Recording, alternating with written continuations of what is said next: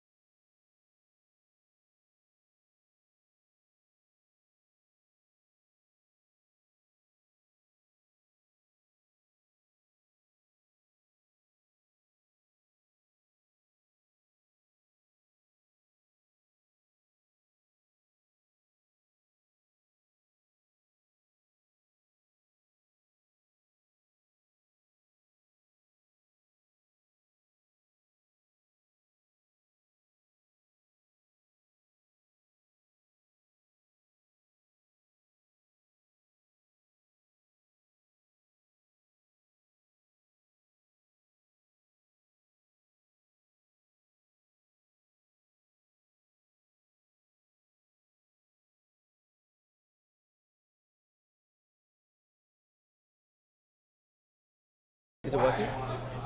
Cool. Am I working? All right, we're good. Hello everyone, welcome to the Heralds of War Twitch TV channel, newly minted, and today to the Australian Age of Sigmar Masters event for 2018. My name's Travis and I'm joined by Anthony. Anthony, hey guys, going? I'm so excited today. We have the Masters, we have Australia's top talent here. This should be quite exciting. Hayden's given me a bit of everyone except him as top talent. He scraped in as I don't know, how'd you scrape in Hayden? On looks. Looks? Clearly looks. Yeah. He's posing. It's terrifying to behold. I will not turn the camera that way under any circumstances. So we've got, originally we had planned to have 24 of Australia's top players here, but unfortunately there were some flight issues out of one of the out of Brisbane in Queensland late last night, and two of our players unfortunately got their flight cancelled and couldn't make it. So it really sucks that those guys can't join us this weekend, but we're down to 22. Everyone else is here, including one brave soul who boarded a plane at some time in the wee hours this morning and walked through the door about 2 minutes ago looking quite tired, but he's no doubt pumped, a little bit tired and exhausted, but he'll be here. It's actually the defending Masters champion from last year, so Dave's had a bit of a rough morning already, but we'll see how he goes. He's the Master, right? Yeah, surely the Master can back up from a flight from Queensland, which is a 90-minute journey for us. I'm sure he's going to back up. He's going to play 5 fantastic games and defend his title the best way possible. However, also here we've got King of Shit Lists, we've got Adam Burt, who leader of CanCon, who's going to be on the stream live game 1. Yep. I think that's going to be fascinating. We'll talk a bit more about game 1 soon, but we do have 22 players. We want to give a shout out to those 2 unfortunate souls who couldn't make it today. Yeah, unfortunately, Dino and Paul Wu got stuck. So that's all right. It's a shame they couldn't make it, but the earliest they were going to get in was unfortunately well past game 1 and not in game 2, so they've had to pull out of the event. But otherwise, everyone's here. Looks like everyone's setting up and getting ready to go. The tables are setting themselves up now. Throughout the day, we have a couple of things, so we're going to get some sort of round the room, look at what's happening around the room. Someone will wander around with a camera and show you some of the other stuff that's going on in the room. But for the most part, though, you will be watching. We call it Table 1, but it's not necessarily Table 1, but it's basically whoever we've got on stream. So for today at least, we're going to try and get some interesting looking games on there. But tomorrow we'll certainly be looking to focus on the top tables. And I mean, mind you, everyone who's going to play on the stream today, they are all in contention for Masters. So, regardless of who we put on the stream, we're going to have 5 fantastic games of Warhammer. It's unfortunate we can't stream every game for every round. That would be quite amazing. But either way, we've got fantastic games. This is probably my favourite round 1 matchup, so I'm really excited about it. Yeah, it should be good. There's so many reasons why this is probably the greatest match to stream on game 1. But at the same time as well, we'd love to see your comments, your thoughts. Who do you want on stream? Chris Tott's giving us a wave. Chris Tott is the Seraphon player who I'm pretty sure Rob Symes didn't like the Dread Saurian, but this guy, he knows how to use the Dread Saurian. Yep, he does indeed. It looks like hot garbage, but Chris has found a way. Look, there's certainly going to be a lot of good games happening today. It's unfortunate we can only entirely bring you 5 of them, but today and tomorrow actually. But we will do our best to keep you up to date with what's going on, not only in this room, but actually in another country as well. So I understand we're getting some updates from across the Tasman. Yeah. So what's really exciting about this weekend is we've also got the New Zealand Masters happening. So they've kicked off already, I believe, so they're about 2 or 3 hours ahead of us, so they should be finishing game 1 almost kind of nowish. And then tomorrow, or later today, we'll have the Northern Masters going, so if you're on Twitter, I definitely highly recommend you keep an eye on what's going on in the Northern Masters, equally as New Zealand, but Dan from AOS Shorts and the New Zealand crew are going to be giving us updates throughout the weekend, so curious to see how they go and how their armies differ with our armies, especially since 4 to 5 of them will be coming over to CanCon. They will be indeed. So it'll be very. We'll try and give you as many updates as we can as they come to us. and keep you up to date with what's going on. So the players are actually just in the middle of deployment at the moment. What we might do is we might switch over to have a look at the table. Do we want to maybe explain who we got on table 1 first? True. Well, we'll switch over anyway so you can have a look and while they're going. Alrighty, so on table 1 today we have this is the drum roll. Yeah, so some guy who apparently won some event earlier in the year. He doesn't mention it very much, but we have Adam Burt with his Stormcast Eternals, and facing off. And I just realised that the names are around the wrong way on the scoreboard, but I'll fix that up in a second. We have Jemma Sheppard with her Maggotkin of Nurgle. So the scenario for round 1 is total commitment, and we will hopefully. This is exciting. I'm so excited about this match. So we've got Adam Teacher Burt. We are live. Adam Teacher Burt. Adam is the king of shit lists. He is he won CanCon with a 15 unit MSU Stormcast that nobody rated. He's famous for kicking serious ass, and he's not shy of telling people how good he is. Be proud of your achievements. But equally, we have Jemma Sheppard, who this is her second Australian Masters in Age of Sigmar, so she played last year. Yep. Which was fantastic. Gemma is playing the Maggotkin of Nurgle. She's very accomplished with this Nurgle army. She does run other armies, but this is probably the one that she's really committed to over the whole of 2018. Yeah, no, it is indeed. So she's been playing the Nurgle all year. I'm trying to think if there was any other time that she didn't, but I don't think there was. She started dabbling in Nurgle last year, so she's gone almost a whole 12, actually probably longer than 12 months, so she was an early adopter around when the book dropped. But should we maybe go through the lists? Should we? Let's go through them. So I'll start off with Adam Burt. So we got Adam Burt. So Adam Burt has taken a Stormcast allegiance. He's from the realm of Asquish. Adam's judging me already, my pronunciation, maybe my grammar. He's a teacher. So what has Adam got? So from a leader's point of view, he's got the Lord Arcanum, who is a general with the command trait of Staunch Defender. He's taken a Lord Castellan, a Lord Relictor. He's got the Drake Swarm Templar, which has the Tempest Axe, the artifact of the Ignax Scales, and the mount trait of Keen Clawed. He's also got 5 Judicators, 20 Sequestors. His Judicators have 1 Shockbow Bolt. The Shockbolt Bow. We've also got the Sequestors, which have the Tempest Blades and Soul Shields, and 9 Storm Smite Great Maces. We've got 5 Evocators. That is coming up at a total of 1960. He has no additional command points up his sleeve and 123 wounds. So who needs command points? Shitlist says. So some armies have come in with maybe 2 or 3 command points up their sleeve. Adam doesn't need it. He is confident. What do we think of that list so far? It's interesting. I know I think it's a bit of a modification from the list that he took for CanCon. So I know he's never used a Star Drake before, so this will be the first time that one's made an appearance.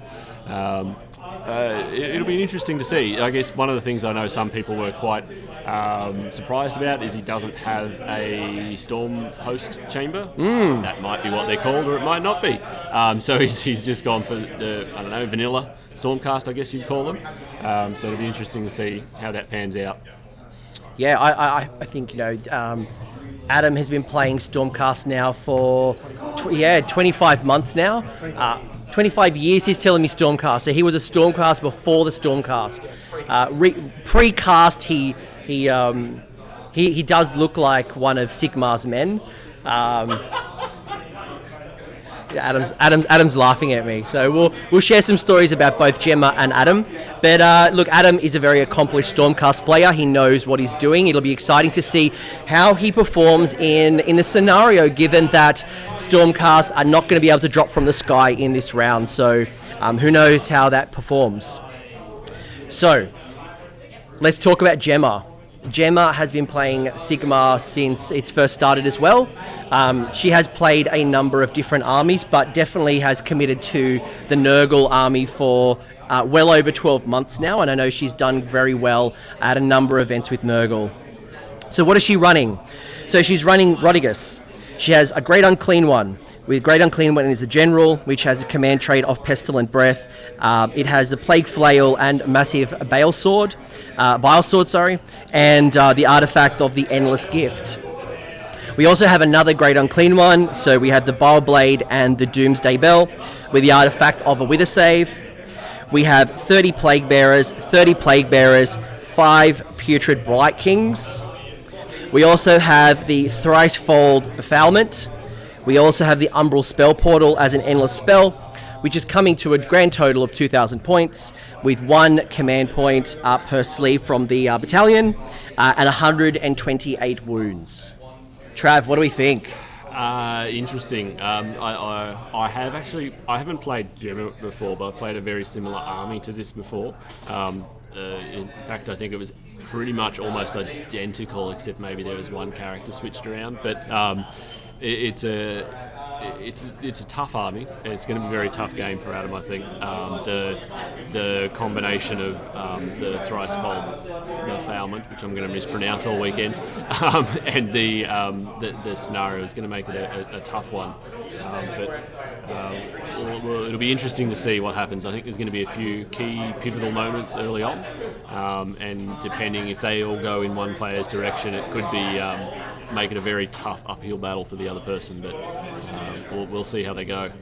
Yeah, look, it's quite tough. I've played against this particular. I haven't played Jemma with this particular list, but definitely I've played this formation, and it is rock solid. So it's going to be super fascinating to see how these two armies go in a scenario that is certainly going against Adam before he's rolled the dice. Have you played this scenario? What are we thinking of it so far? I'm trying to think if I have, actually. I definitely would have. I would have played it at some point. It's been a while since I've played, but so I have played it before, but I think when I played the game from memory, I think I played it at RCGT earlier in the year, but it basically didn't affect any of us, really. So that I guess the main part of the scenario, so not being able to put units in reserve, whatever form that may take, didn't actually have any impact on us, so it was kind of a non-event from that point of view. But it'll be interesting to see how it happens, what happens in this game, especially with the Stormcast on one side of the table. Yeah, no, it's super fascinating that... Bear with me for 1 second. I'm just going to pull up the rules so I can read you out exactly, if you're not familiar with this particular scenario, how this is going to go. So there's actually 4 objectives on the table, which we can clearly see marked out with the red, the red objective markers. So basically how this works and why this scenario is such a fascinating scenario for us is that unlike most other scenarios, you cannot put anyone in reserve. So all models must be deployed on the table, which means that you can't hide people in grave sites, you can't drop people from the sky, everything is on the board as is.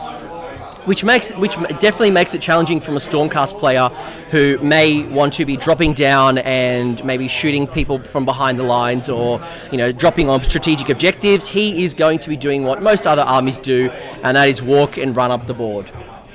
So there are 4 key objectives on the table. The way that you score them is each objective is worth. So if your objective in your deployment zone, that is worth 1 point, while the objective in your opponent's side is worth 3 points. So this is going to be an absolute slobber knocker to see who can break through the line first, who has the speed, who has the momentum, who's going to be able to break through the line and get those cheeky 3-point objectives, while at the same time trying to hold up the 1-pointer. And while we do all this, we're just watching everyone set up and start preparing.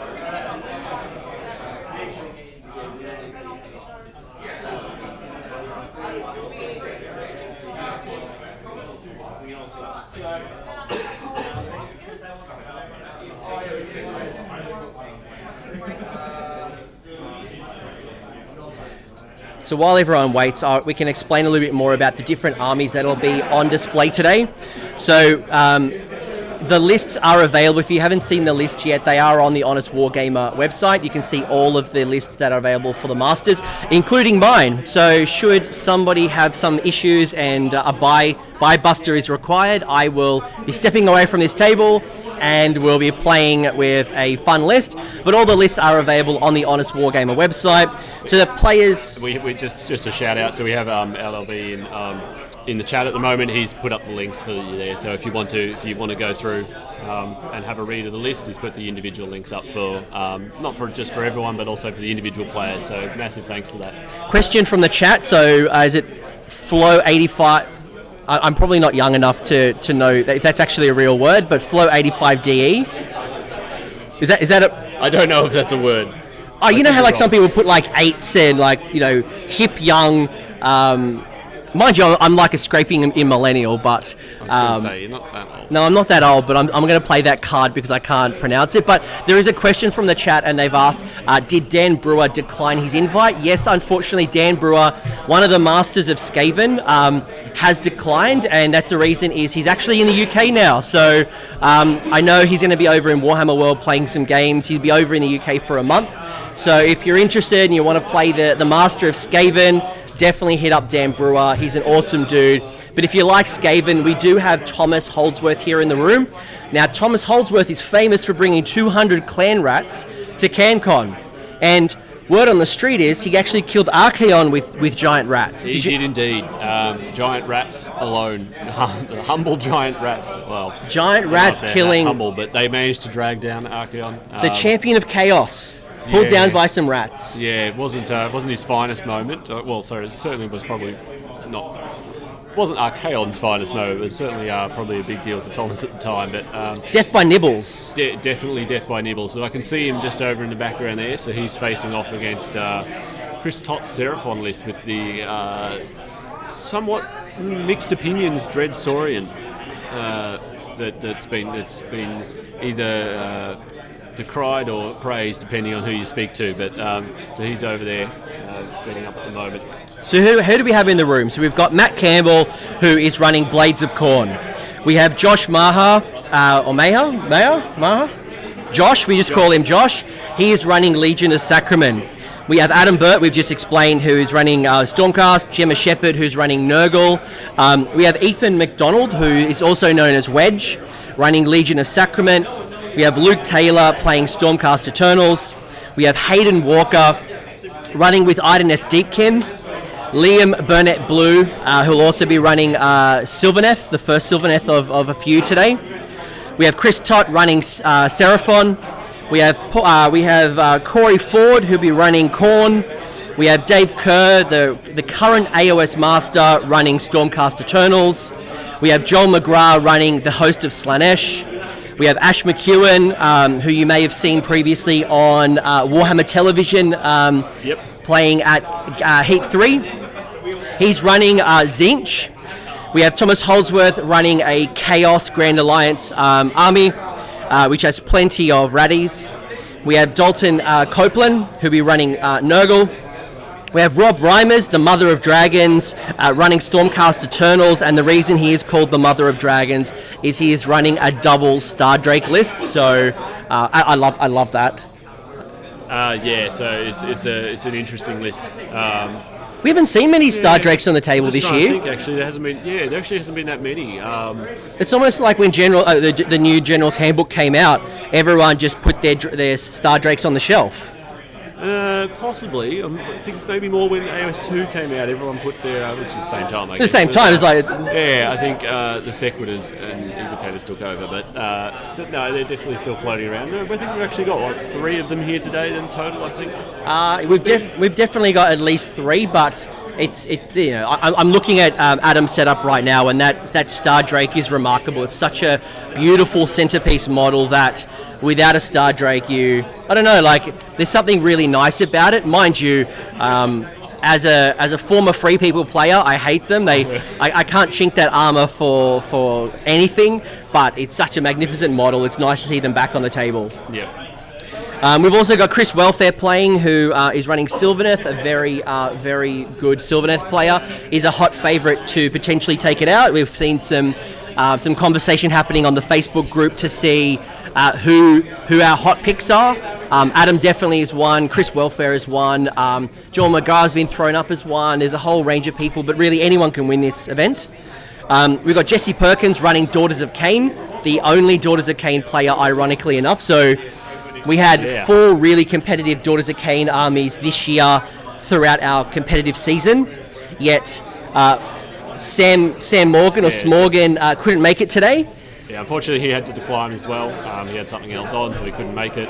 And some of the others Liam's started. Well, Liam's here, but Liam's switched out. Yeah, you could almost say Liam's gone back to his roots. With the Sylvaneth. So Liam ran Sylvaneth for a good 18 months, and he's back playing Sylvaneth. So, and then Hayden, who also did very well with Daughters. He won Sydney GT, a 74-player event earlier this year, and I think it was a non-Hagnar list as well. So he's running. Yeah, I'm trying to think what he's. He's running Deepkin, isn't he? Yeah, sorry, he's flipped to Deepkin now as well. So yes, everyone seems to have. I don't know, they've stepped away from the Daughters for some reason. But it'll be interesting to see if it pays off for them today. And it's a fascinating battle as well because Hayden and Liam were in we had a teams tournament only a few months ago up in Brisbane, run by the Runak, so Gabe himself. And Hayden, Liam, and 2 other players formed a elf team where they took one army from each of the elf factions, and they called themselves the Elf Bros. So the Elf Bros, literally a month after forming, are already fracturing at the Masters. So it'll be fascinating to see how they perform. We've got Tim McDivitt. Tim McDivitt is running the Legion of Sacrament. We have Patrick Nevin, who's running Blades of Corn. Michael Crichton, which is the partner of Jemma, is running Sylvaneth. Scott Norwood, who is playing the Grand Host of Nagash. And then myself, so should I have to play, I'll be playing a mixed order army. So hopefully you won't have to see me on the table, but my list is up available as well on the Honest Wargamer, so do check them out. The links are in the chat. Thanks to Eric and LLV. Thank you guys, much appreciated. So while I have a sip of water, I'd love to hear from you guys. Who do you think's going to win? Do you think Adam, shitlist, Burt is going to take this one out? Or do you think Jemma, not shitlist, Nurgle, Sheppard will take this particular round out? Just while everyone's having a bit of a think, so we have a amateur version of being able to draw on the screen. So I am able to place this lovely red arrow on the screen on demand, and it doesn't do much more than that. So I'll do my best to utilise it and remember that it's actually a thing that I've figured out how to do. But just a quick run through of what we got in case you can't tell. Just listening into what they're saying on the table as well. So we've got the players wired up for sound, so I can hear what they're doing. But so it looks like they've just finished up their deployment at the moment, and they're getting ready to get started. But basically, we have over here. So on the side here, we have. Make sure I'm telling you this the right way around. So on the side here, we have 5 evocators. Moving across, we've got some Judicators, Stardrake obviously, another 5 Judicators, and then on the far side of the board here we have the Sequitors. There's a couple of characters floating around at the back, so there's... This is actually really challenging, it's all inverted, it's horrible. You're doing well, mate. We have a Lord Arcanum down the front here, camped just in front of this objective. And there is a Relictor, who I actually can't see. Yes, he's actually tucked in just over here. So we have a Relictor hiding in amongst all the Sequitors on the side over there.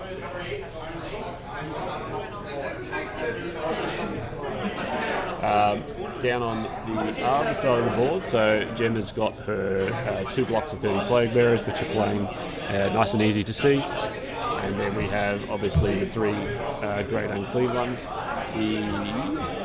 The middle one here is Rodicus, and then the other 2 are just normal Great Unclean ones.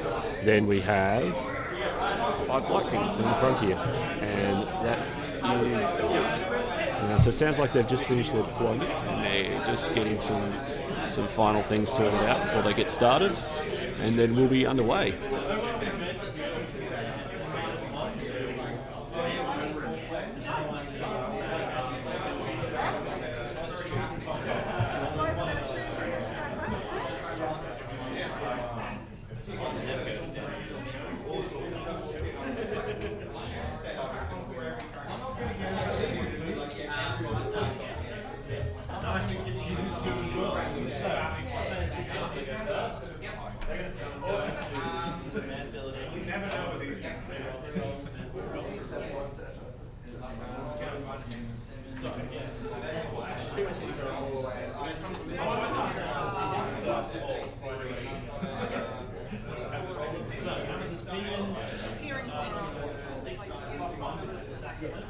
All right, so it looks like they're just about to get started. They're just talking through, just going through some of their rules with each other, just to clarify how a few different things work. Obviously, being the Masters event for the weekend, it is going to be, it is going to be quite sort of tactical games. They are going to, there is going to be a bit of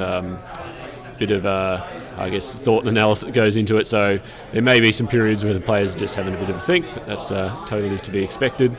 At the moment, I think so. Jemma's just trying to measure out a few things and run through just double checking how some of the Stormcast abilities work to make sure that she doesn't run afoul of anything that's not as expected. Looks like they're just finally getting ready to go and about to get started. The other games in the hall, so most of them have finished deploying now. A few of the games have started. I can see what's happening. All right, we've got one of the tables has 4 Bloodthirsters on it. The Bloodthirsters have commenced their headlong charge across the table. So is that Patrick? Is that Patrick? Yeah, with they've started. Sorry, that's Corey. It's Corey who's running that. Yeah, just over on the right there. Yep. So they've started their headlong charge across the table. The other games looks like they're about to get underway.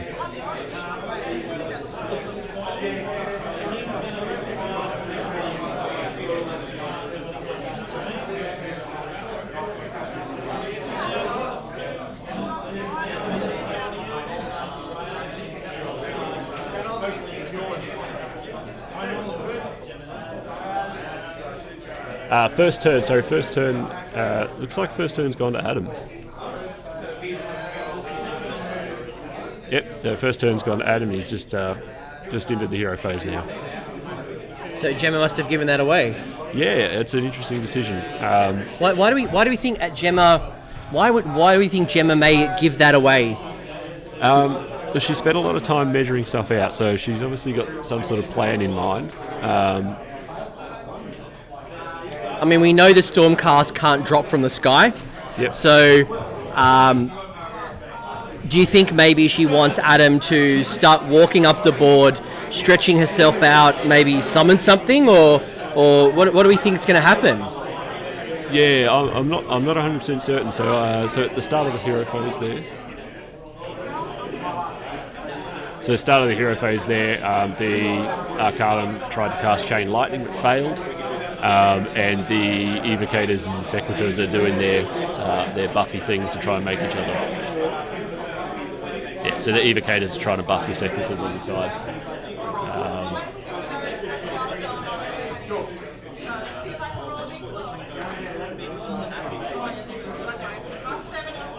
Needed a 12 to dispel, to unbind, sorry, and funnily enough that didn't happen.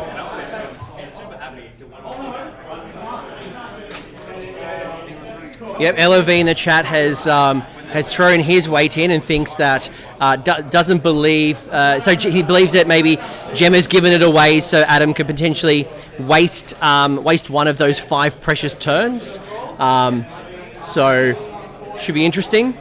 I'm looking at those three big Great Unclean Ones / Rodigus, and that scares the bejesus out of me just sitting here. So I can only imagine I'm going to watch Adam's cargo pants and watch that. So Adam's about to try the translocation.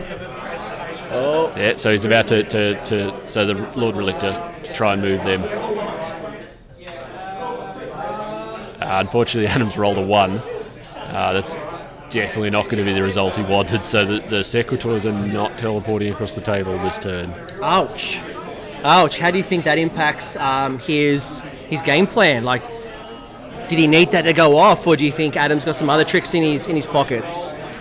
I think it was very important. I don't know if it's a game sort of ending kind of thing. I think he could probably get away with failing it for one turn, but if he consistently can't get that to happen, then he's going to be in a bit of trouble. But the Star Drake, on the other hand, doesn't need no fancy magic. The Star Drake is just flat out charging across the table. Looks like he's going to hurl him in and see what happens.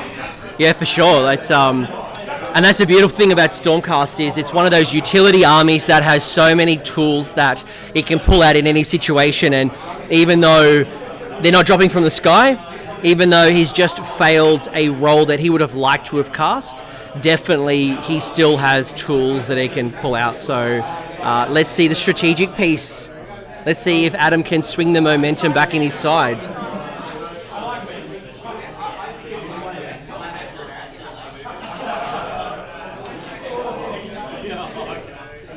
So just a bit of movement phase happening here. So the Sequitors are going for a run. They weren't able to teleport across the table, so they've decided to run across the table instead. Star Drake obviously has gone straight up the middle, so it looks like he's going to be super aggressive with that guy. And it'll be interesting to see what else happens.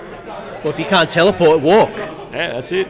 Why use the trusty 2 legs and just walk up the board. It's probably been a while since a Stormcast unit actually had to walk up the board. Yeah, it probably has been. It's not common. They probably got the order to march and were a little bit confused for a moment there. But so what do we know about Adam? So I've asked every player some interesting questions, but without me going into the questions, maybe I'll ask Travis, the best friend. Adam tells me, and you can tell me if this is true or not, Travis, but Travis and Adam have known each other for 20 years, and Adam claims that of that 20 years, 17 of those years they have been best friends. So the first 3 years, a bit of a rocky relationship, but the last 17, and Travis is looking at my survey, I'm just trying to work out where. Yeah, so no, it's true. I've known Adam for a very long time. So we met when we were still in high school way back in the day. So I've known him for a long time. Adam was at my wedding as one of my groomsmen, and I was at his. I can't remember, earlier this year. We definitely go back a long way. Is your wife on the stream today? She was earlier. I saw a comment earlier. I don't know if she's still there. You do know your anniversary. That was mine. That was just a trick. Yeah. I know mine. Oh, it was his wedding. Adam's. His wedding. Yeah. I know when mine was. I was going to say because like I know something. I know. So Travis was the first Australian to play on the live stream. So you played at South Coast GT. South Coast in 2017. And your wife was in the chat, pregnant at the time. Is that correct? Yeah, I left her in Australia and went overseas for 2 weeks. It was only 7 months. It was fine. Just a quick one in the chat there. Yes, so they are running. Adam's running most of his stuff, except for the Star Drake is just flew. Everything else is basically running. Anything else that's moved is ran at this point in time. So what do we know about Travis? Sorry, what do we know about Adam? Sorry, we know lots about Travis. So Adam has been in the hob, and Travis, you validate what I say. Yep. And let's use the bullshit radar. Yeah, so we'll see if any of it's not true. So I asked every player to answer a series of questions. So we had some interesting facts to share throughout the weekend. So Adam Burt. Adam's been in the hobby now for about 21 years. So he started off in fantasy days and really only came into the competitive scene when Age of Sigmar came about. Now, he has been playing, I think he started off as a Wood Elf player back in the day, and I know he's had a recent kick of actually trying to acquire some old fantasy Wood Elf models to kind of bring that classic green and yellow scheme. So I'm looking forward to that little hobby project. Is that true? Yeah, no, he's definitely got that on the go. So for anybody who remembers when when Durthu was about half the size he is now, and somewhat static in his pose, you might say. So there's definitely some very old models floating around on Adam's hobby desk at the moment, and the Wood Elves were indeed his first fantasy passion, as you can call it. Someone said that my mic might be louder. That could be because I have a monstrous voice, and maybe a voice better fitted for radio instead of the face. So we're actually sharing a microphone at the moment. One of the other ones having some issues, but we'd have to turn everything. We'd have to restart something to fix it. So we'll fix it up after the game. But for now, we're just trying to remember to pivot the microphone between us. That's all right. We'll look. My soothing voice. Maybe I'll drop it down a little bit. Definitely trying to compete with the noise as well of the event. So what else do we know about Adam Burt? So Adam, outside of Australia, outside of Warhammer, he has been married. He's got a chocolate Labrador named Ernie. Is that correct, Ernie? Yep, that's it. Ernie, eater of socks. Eater of socks. What's that story? It's a Labrador. It just eats socks. All right. Like many socks. So Adam comes from Albury, which is a small country town, or he calls it a city. I call it a country town. I guess people from Albury or country towns can tell me if it's a city or a town. But that's a town that sits on the border of New South Wales and Victoria. So he has travelled approximately 6 hours to be here today. Yep, so we were well. Adam made the drive yesterday and then picked me up halfway along when I took over and brought us the rest of the way here. So, we've done the combined trip from Albury through to Canberra and then on to Sydney. So, for anyone overseas looking at a map, you won't actually be able to tell we've moved very far, but Australia's a big place. Trust me, we drove for 6 hours. Yeah, it's quite far. And Adam is a teacher outside of Warhammer, so thus the Twitter handle Teacher Burt. So do you think he gives Warhammer lessons to people in class? Do you think maybe he gets kids to base his models? Does he do any of that? If he does, I think the education department might have some serious questions for him, but they've got the school alliance, right? Surely he's putting those kids to the test and getting them to maybe dry brush some possibly, faces? Maybe. Just a quick update. So on the table, so Adam's just moved into some shooting.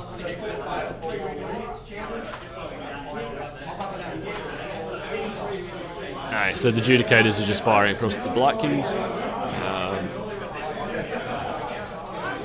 Put some damage through on the Blight Kings. And the other unit adjudicators shot at the Plague Bearers, I believe.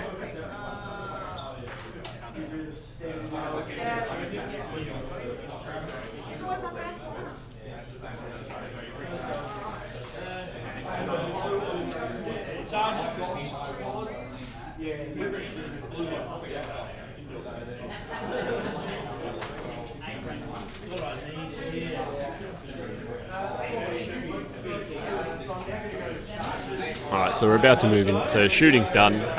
There's not a lot of shooting in Adam's army, so it didn't do a huge amount of damage. But the Star Direct's going to have a shot at making it into the... Yeah, he's going to have a shot at making it into... Oh, he's throwing up his options, but...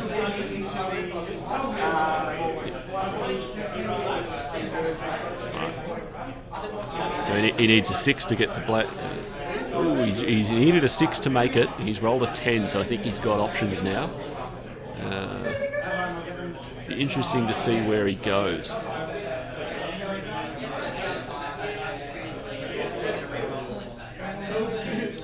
Do you think maybe the Star Drake's going to be... Oh, the Star Drake is starting to pin the side and starting to work his way around the big heroes? Yeah, so he's got enough movement out of it to get a bit of choice, and so it looks like he's tagged in. So he's hit the Blight Kings, but he's moved himself just close enough to tag in the Plague Bearers as well.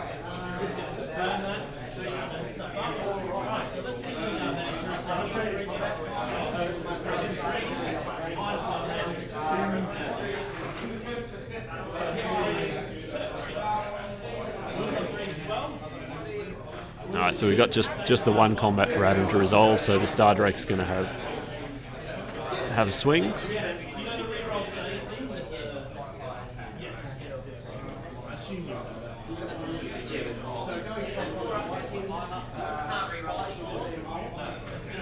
Alright, Star Drake's going to try and eat a Blight King. Unfortunately, didn't manage to pull it off. Ouch.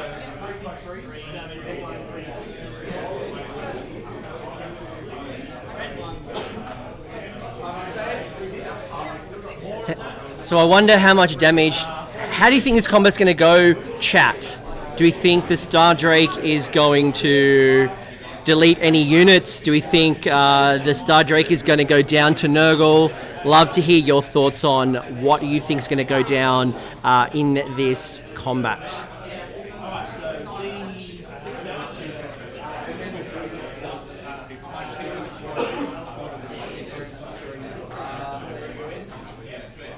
Alright, so the rider on top has managed to dispatch one in a bit, and the Drake himself has done very well.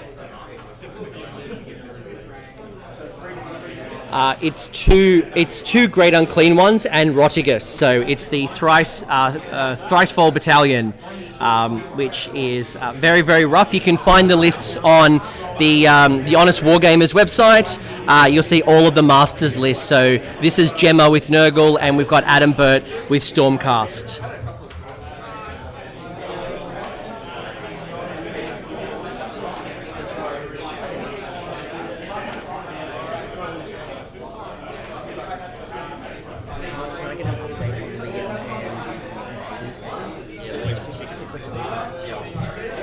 So we had a question from the chat. How is Hayden versus Liam going?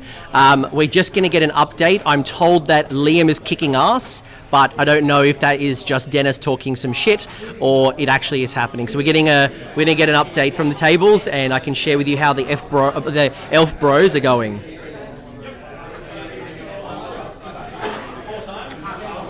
So what else do we know about Adam Burt? So he claims to have started playing in 1997. So that's probably right. So I basically met Adam in 1998, and he was just into the hobby, so that's probably right. I'll go with true. So how does Gemma's list go with Battle Shock? So, well, I mean, first off, she has a command point up her sleeve, so even though she hasn't had a turn yet, she started off with a command point. What else do we know? Well, most of her models, probably if not all of them, are in the Bravery 10 realm. So I'd say that she probably goes pretty well. Yeah, she should be okay. So it looks like the Blight Kings have suffered pretty badly, though. But there is actually a wound dice next to that last Blight King as well. It's just sort of tucked away under the Star Drake's head at the moment. So the last Blight King is half dead as well. And some of the Plague Bearers have also fallen, but not any significant amount. Update from the Elf Bros battle between Hayden versus Liam. So Liam has done an alpha strike with his Sylvaneth force.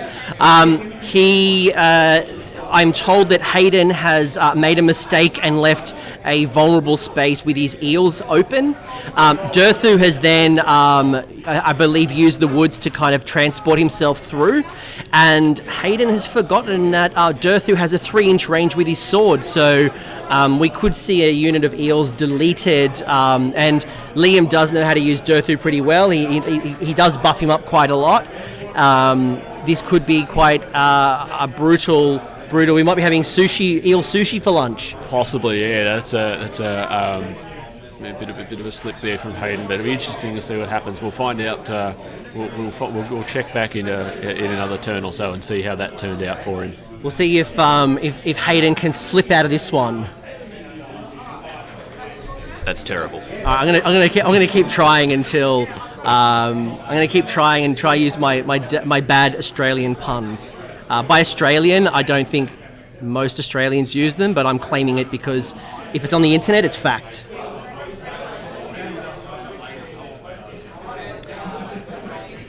So what else do we know? So Adam is from a gaming community, Adam's from a gaming community called Borderline Gaming. Looks like the turn. The battle round. The turn has finished, not the battle round. We're going into Jemma's turn 1, and Adam has scored 2 points. So that'll be the 2 points from his own side. Is that correct? Yeah, just from his own too.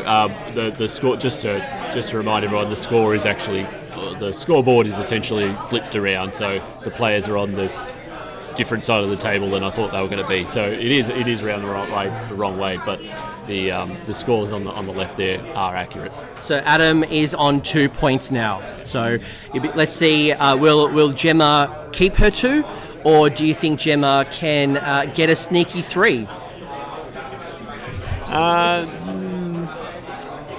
think it'd be a struggle to get 3, I think. But at the same time, I don't think there's much danger. There's not really any danger of her losing her 2. So Gemma's just starting off her turn now. And I mean, Adam has his objectives pretty well protected at the moment.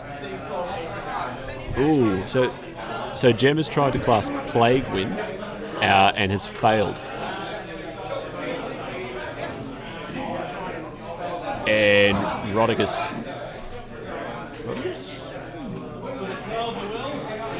has cast his spell, so Adam's just trying to figure out his options now. So that'd be the Deluge of Nurgle. Yep.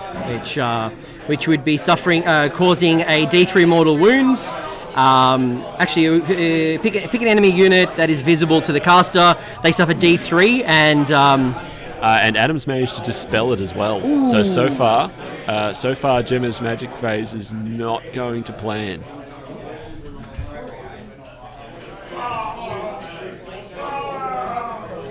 Adam is making some quite weird noises, I think, maybe in pain.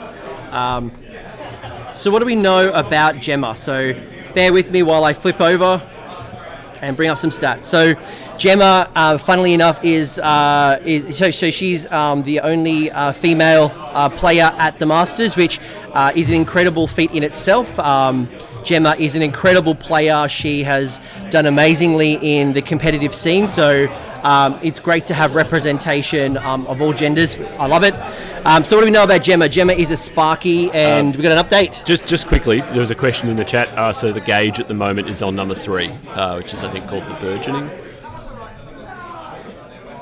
Great. So Jemma is a Sparky, and she loves to hang with her friends, enjoys a few drinks and relaxing. So I think she has a pre-tournament ritual where she likes to take 6 shots. I don't know how she's tracking on that KPI at the moment, but she is doing pretty well for someone who supposedly has had 6 shots already. Yeah, if she's had 6 shots, she's doing remarkably well. She's a Queenslander. Queenslanders are known for holding their drink. Oh, so that's just a standard Tuesday then, I believe. They take shots like it is water. So Jemma's been playing Age of Sigmar for over 2 years. She's been on and off playing Warhammer for over 10 years. We're going to update from the table. So what's going on? I'm just listening in on the on what's happening. I'll concentrate on the listening for a sec. Yeah, Adam. Yeah. So I'm gonna tell you a bit more about Jemma, but if something happens on the table, Travis is going to nudge me and interrupt, and tell us what's happening on the table. It looks like an incredible game so far. It's going to be one of those games of who can break through the line first. So Jemma, funnily enough, got into Warhammer through a relationship with Michael. So Michael is here at the Masters, Michael Creighton, playing Sylvaneth. So Michael, I believe, started playing Warhammer first. And early in their relationship, they actually found a passion and love for Warhammer. And it was a way that Jemma could connect and spend time with Michael. And it's completely grown out of that, and here she is, Michael and Jemma at the Masters, here on their own merits, competing. How funny would it be if they actually fought over the title at the end? Like, who's sleeping on the couch? Yeah, it could be an interesting one. It might be a messy few nights at home. Someone's outside,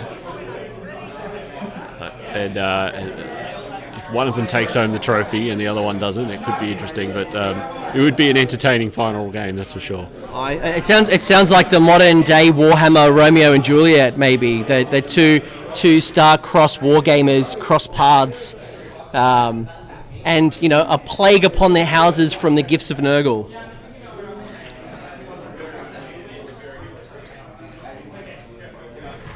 All right, so Jemma has cast. I'm just going to double check what the spell's called, but she's just trying to figure out which.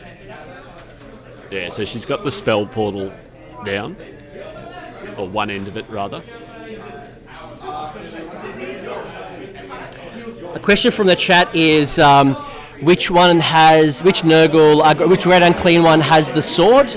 By the looks of it, it would be the one on your far right. So the one that is just above the Nurgle wheel looks to be the one that has the sword, while the middle one is the one with the flail, and the one on your far left would be Rotigus. So the light coloured Great Unclean one looking would be Rotigus with his staff. So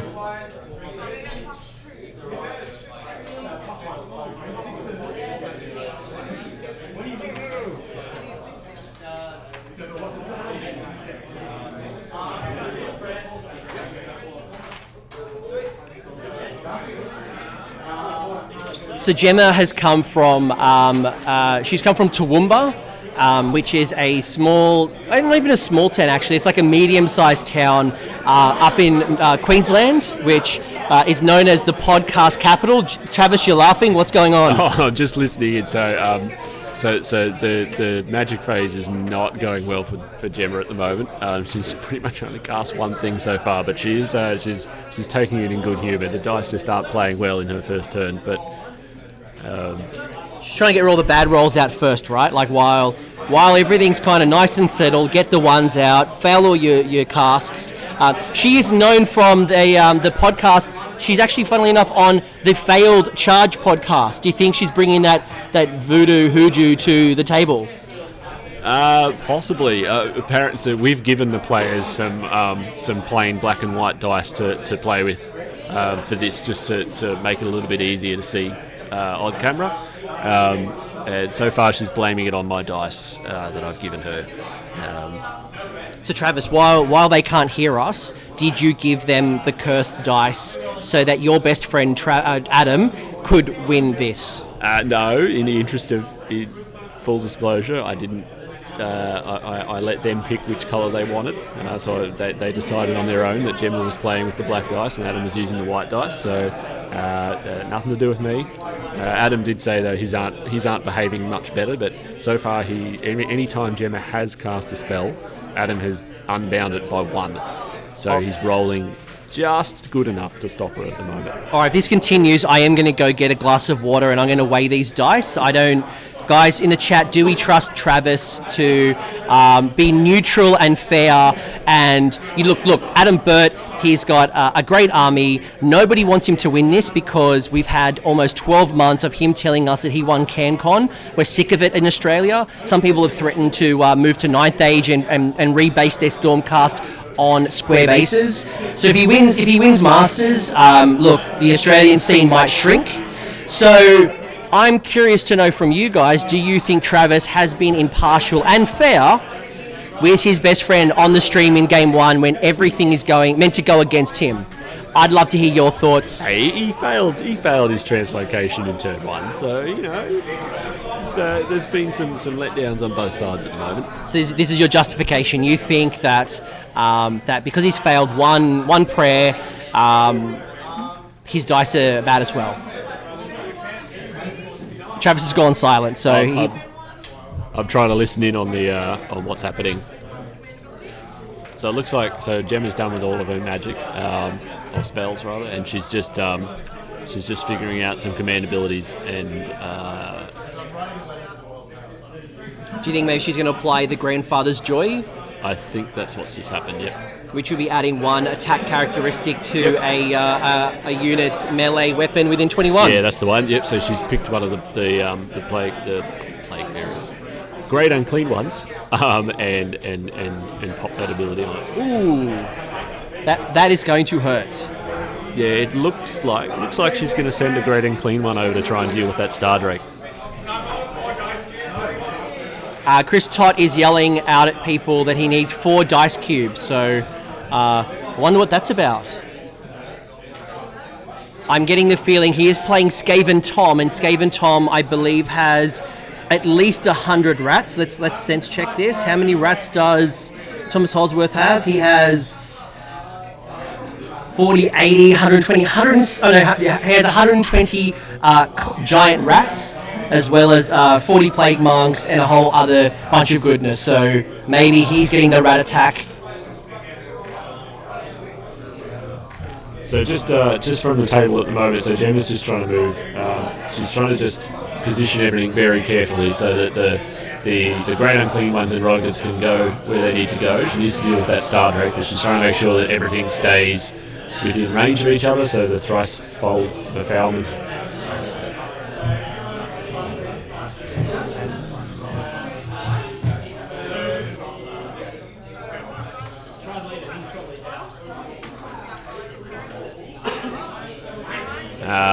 He might have fixed that.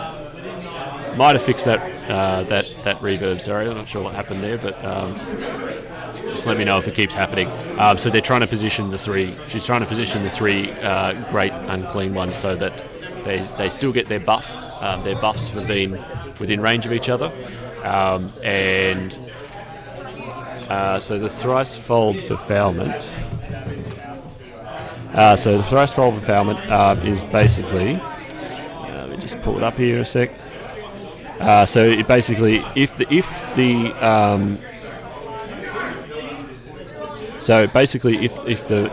a model from, so the thrice fold befoulment is the 3 great unclean ones.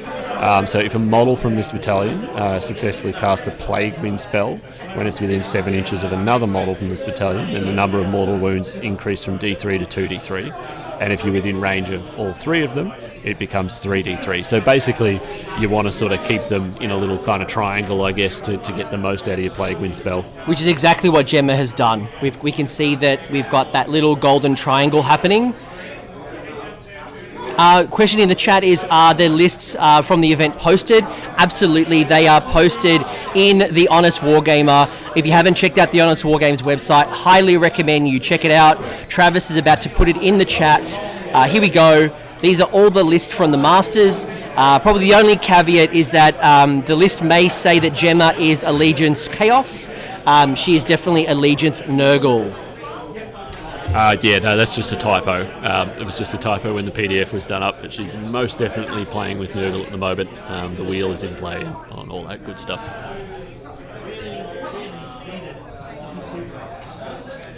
Question from the chat as well. Could we also get an update from the table?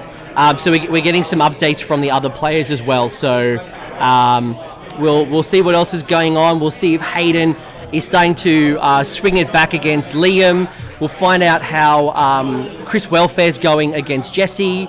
Luke Taylor against Wedge. There's so many great games happening. I really wish we could stream them all. Yeah, it'd be good, but unfortunately I do not own enough cameras to do that, and it would be a nightmare. But so the Aussie Wargamer Tim believes that we have dragon meat on the menu. It is going to be lunch after this round, so are you looking forward to some dragon meat? Is it going to be delicious for lunch? I'm not sure if the chef at the club that we're at is actually prepared to fillet and fry a Star Drake dragon, but it'll be interesting. Danny's asked, did all the players make the event? Unfortunately not. So the Masters was 24 confirmed players. You'll notice as you go through the list that there are 2 players who unfortunately couldn't make their flights. There's been significant fires and environmental effects happening in Australia in the last, say, 2 days. And unfortunately for 2 Queenslanders, Paul and Dino, their flights were cancelled at the last minute, and they couldn't get on another flight until today, which would be too late for the event, and they've unfortunately had to pull out.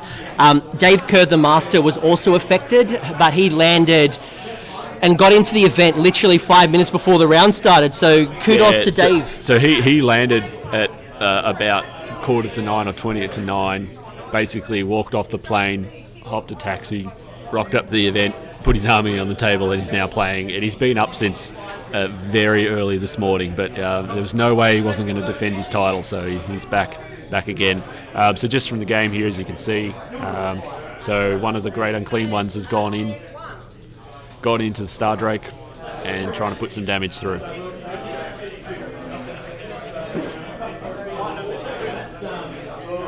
So, so six damage has popped through on the Star Drake by the looks of things. So Chris Tott's been waving at me like he's wanted my attention. He said, check our Masters page, and I've just checked, and he said that one Carnosaur just did 72 attacks with the bite, and I only stopped because I ran out of dice to roll. So that is a hungry Carnosaur. 72 attacks.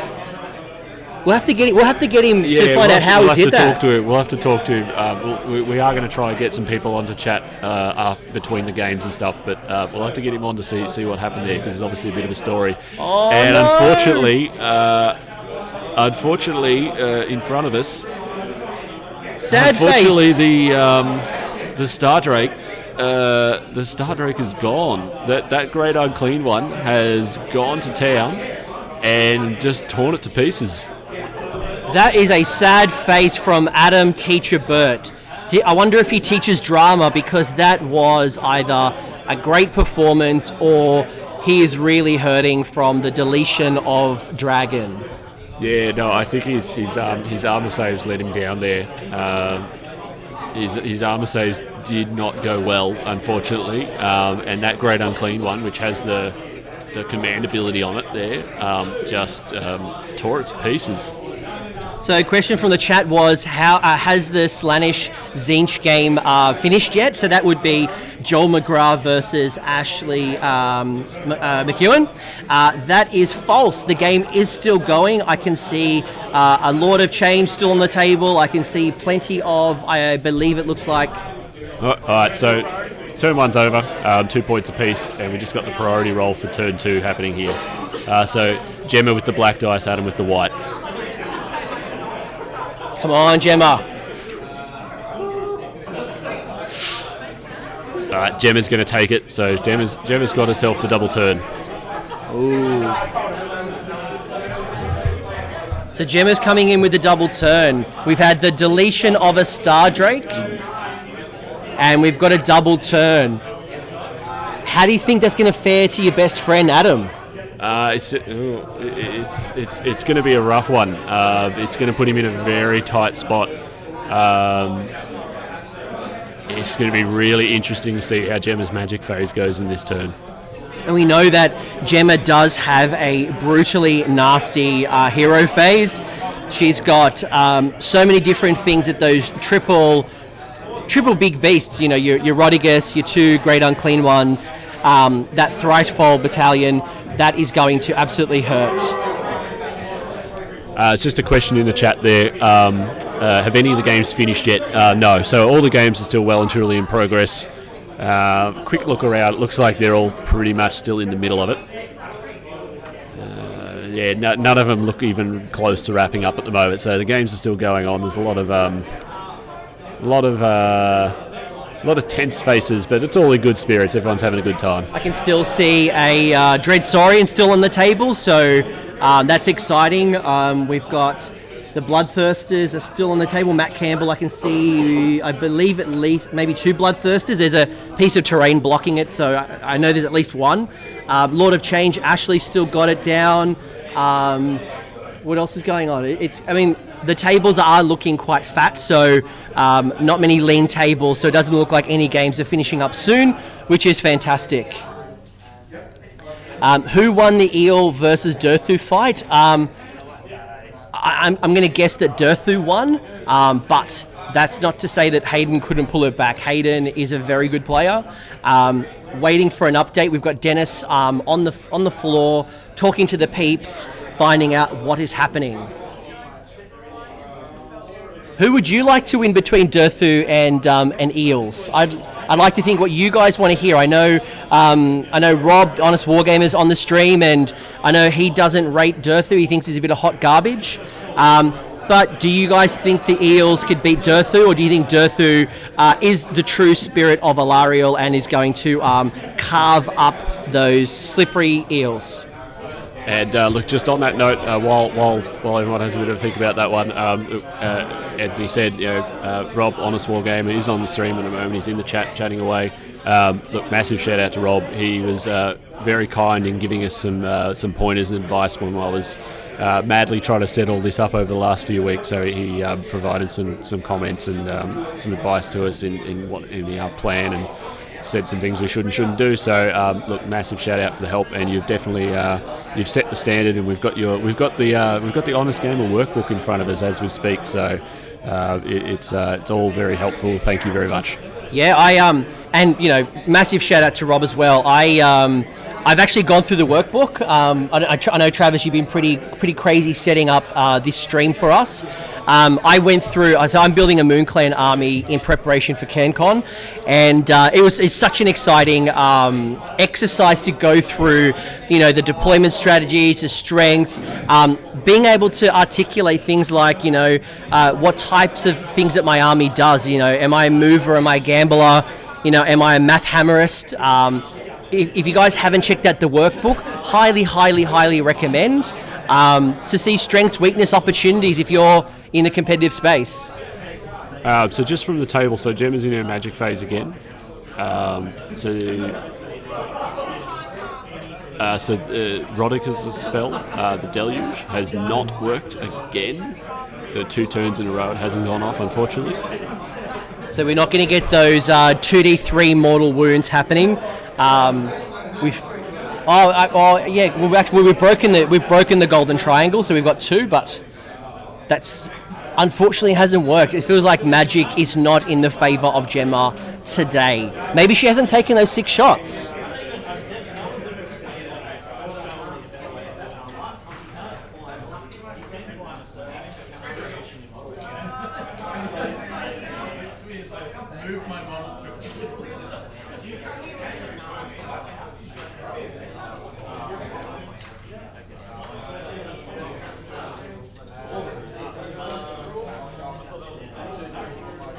Do you have an update, Travis? What's going on? So Gemma's just thinking about her magic phase again. Trying to plan things out. The Deluge not happening, I think, threw a bit of a spanner in the works, but Spell Portal has gone off this time, though.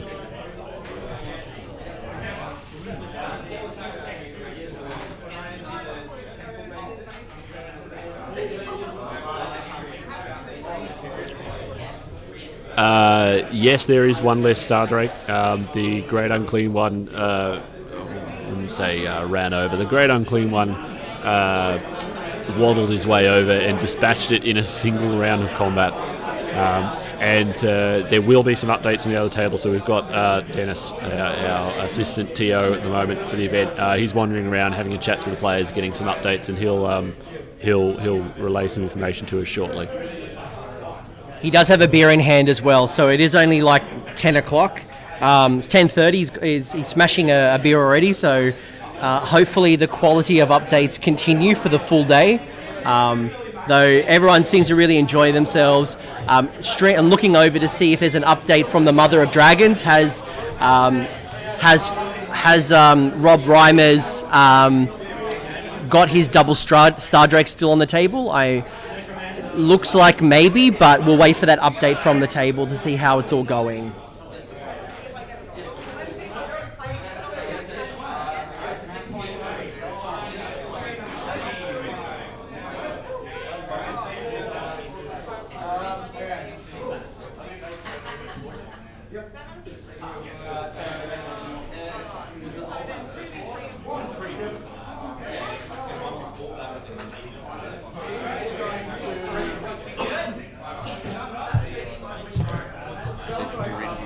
Thank you. So Clint's jump. Hey, Clint, come jump on. So Clint has just come over to give us an update while Travis is taking photos. Clint, what's going on, mate? Welcome and congratulations on another successful Masters year. Cheers, man. Thank you. Everybody's looking like they're having some fun rolling dice. I've got some updates from the table. We've got Matt and Josh, so Legion of Sacrament playing against Khorne. There's not a lot happening, not a lot of death dying, but the Khorne aren't sort of going down either. I think a couple of hounds have gone down, that's about it. And I can see that there is still a lot of models on the table, so Matt would be sad that he's not getting his blood tie points, but equally Josh is probably having a lot of fun not dying. Not dying, yeah. So, yep. Then we've got Ethan and Luke Taylor. Basically, Ethan was super aggressive, captain objective with his dude on Zombie Dragon. So Ethan is running Legion of Sacrament? He's another Legion of Sacrament. Almost the same as Josh. I think he just doesn't have the Moor Ascension. He has another character and an extra Spirit Host, I think. Unfortunately, Evocators on Dracolines like fighting against Vampire Lords on Zombie Dragons and cleaned him up fairly well. So Luke's got that objective back, but Ethan's up a little bit there. Hayden and Liam seems to be dominating that game. So the last update that the guys got was that Durthu had found a chink in the armor of Hayden, and Hayden forgot that Durthu has a range 3. The guys are very keen to know, did we create some sushi for lunch with eels, or what happened? I'm not entirely sure. Hayden didn't want to talk about it, so... Hayden is known on Twitter as the Angry Wargamer. Are we starting to see that already? I don't think he's angry, just sad. Just sad about the loss of life. The loss of eels. The loss of eels, yes. Cool. We've got Chris Tott and Tom Holdsworth. This is a matchup they were supposed to play. They were each supposed to play one of the players who didn't quite make it. Yep, so we know Dalton. Sorry, not Dalton. Dino and Paul. Paul couldn't make the flights. Yeah, so Chris and Tom had to play. Chris ran out of dice rolling all of his Carnosaur attacks. Yeah, 72 attacks from one Carnosaur. How do we do that? Do we know? Because the command ability that gives it extra attacks on the 6, there is no FAQ that says that doesn't stack or keep going. Oh. Because Chris checked with me before the event, and I went, no, that's how it works. So he went until he ran out of dice in the 2 dice cubes that he had. So there's still lots of Skaven left though. Tom has lots of ablative bodies there, so I wouldn't count him out just yet. Dave Kerr, the reigning master, playing against Corey Ford with who landed in Australia. I say Australia in Sydney. Sydney's basically Australia. Like if you're outside of Sydney, it's basically, I don't know, international waters. Oh, I don't know about that. All right. So Dave landed in Sydney and basically arrived at the event bang on time at the start of round 1. Poor guy. So he has taken out one of Corey's... there's only one of Corey's Bloodthirsters left on the table at the moment. So Corey had 4 Bloodthirsters? Yeah. And he's got, what, 1 left? 1 left. So he's deleted 3 Bloodthirsters. So we've lost Star Drake from Adam. We've got 3 Bloodthirsters deleted.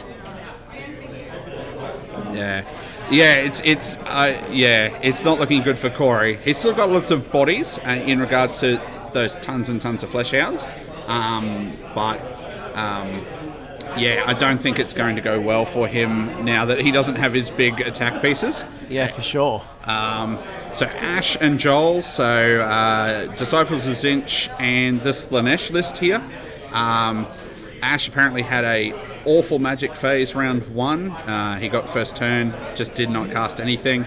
Joel and Ash have kind of swiveled on the table. I had to remind them that it was horizontal deployment, not diagonal. Oh, because that's what it looks like. They haven't deployed that way. That's just what it looks like because they've each pivoted to capture one of the other's objectives. So they've pivoted positions on the table almost. So it's like a dance almost. Like pretty much, yeah. They're just dancing. The total commitment do-si-do. Like swing your army around and round. Okay, fair enough. Okay. So we have then Rob and Dalton. So Rob was the Mother of Dragons. Mother of Dragons, even though he only had 2, not 3. Well, I've got my Carmine dragon here, so Okay, fair enough. Yeah, so he had the 2 dragons in the Toralon, and Dalton had the thousands and thousands of marauders and knights and stuff. I looked over, the board was swarmed with knights. So Dalton's got one of Rob's objectives. Rob is pushing hard with the 2 dragons together onto one of Dalton's objectives, but I'm not sure he's going to have the bodies to capture it anytime soon. Dalton just has so many marauders, and there's knights that can run around and keep capturing. And when you've got like 2 Star Drakes, you're at 1,000, 1,200 points approximately. So you know that you're not going to play the bodies game. Yeah, he has to. He had to get very lucky, I think, to be able to keep capturing objectives with so few bodies. Chris Welfare and Jesse Perkins. So Chris is playing another Sylvaneth player, but he's a fairly prolific Sylvaneth player. This is Chris Welfare. Chris Welfare, yeah. And Jesse Perkins, who's running the Only Daughters list here at the event. Both had KG first turns. Neither of them managed to get cogs up. Really? Which both of them kind of wanted. We've had a bit of a dodgy, so the guy's been watching on the stream. Jemma hasn't been very lucky to pull off any of her spells. Okay. So I wonder, and obviously, Zinch, who is known for their spells, Ash has had a terrible... I wonder, is round 1 the anti-magic phase? If we put on like an anti-magic barrier at the Masters? Pretty much. I'm okay with that, actually. Yeah. Do you reckon the Death players are happy with that? Probably not, because they need spells also. Yeah. So we got. Sorry, continue. Then we have Pat Nevin and Tim McDivitt. Okay, so Pat is playing. He calls it his wood chipper list. So it's basically lots and lots and lots of Blood Reavers, and I think he's got some Skull Reapers in there as well. It's turned into a huge mashup in the middle. That particular game, there's just this tide of Grimghast Reapers and everything that Tim's pushed forward. They're kind of working their way towards Pat's side of the board, so Pat's very much on the defensive there with his Khorne list, unfortunately for him. But there's not a lot of death casualties, and I noticed quite a few empty movement trays on the Khorne side. It's just Reavers. Reavers die, that's what they do. Right, okay.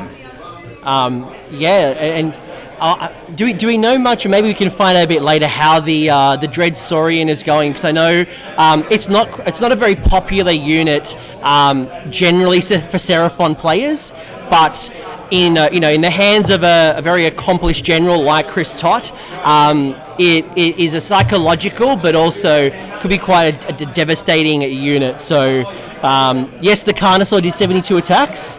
I wonder, is the Dread Saurian just a bit of bait? Is it like everyone's focusing on the Dread Saurian and then boom, Carnosaur, 72 attacks? Well, I think traditionally that's how he uses the Dread Saurian. He just does use it as bait to dangle in front of people. We'll probably have to go and get a Dread Saurian update every round, I imagine, won't we? I think so. I think people are genuinely curious on these really unique models that you don't see very often. Yeah. We have one more game that we need to report in on, which is Scott Norwood, who's playing the Only Nagash here, and he's playing against Michael Crichton, who's running Sylvaneth. Michael was super aggressive. Most of his stuff is on Scott's side of the board, but as I was standing there watching, I noticed that Michael's dice are not his friends this morning. So he rolled 10 dice and 2 or 3 of them were hits, so on like 3s. So right, he's not doing well. Do you think maybe look, there's no local games workshop here, but do you reckon maybe during lunch Michael might go buy some new dice, or do you reckon he's getting those bad rolls out first? I think he might just steal somebody else's dice. Because I know Luke Taylor was the number 1 ranked player last year for Australia, and he is here today. And I know the last 6 months he's had an absolute terrible run with dice. I don't know if he's been able to kind of shake that hoodoo off now. Yeah, I don't know. I think his dice are doing fine from where I can see here. So Maybe he's passed that voodoo over to Michael. Well, perhaps. I think Luke showed a lot of his dice the microwave as a bit of a threat, and they seem to be... Okay, most of Luke's dice at the moment are Herald's dice, and so they're working well for him. That's my tip. Right. So I know. Previously, I've gone to church and put my dice in holy water and tried to bless them in the name of Sigmar. And sometimes it works. I wonder in the chat how you guys work with getting lucky dice or punishing unlucky dice. I know some people get a dice and they punish it and make the other dice watch it. Clint, how do you like teach your dice a lesson? I have a drawer full of dice because I just often go out and buy new dice. Right. Herald's dice don't like me, despite being the main Herald. They just hate me. So I often use other people's club dice. Awesome. Well, it's been great having you here. I'm sure we'll get you continuing on the stream in the next 2 days. Thanks for the update. Let's keep them coming, and let's go back to the table and find out what's happening between Jemma and Adam. Thanks, Clint. Yep. No worries. Appreciate it. And I'm just getting Travis back here. Travis has been taking some photos.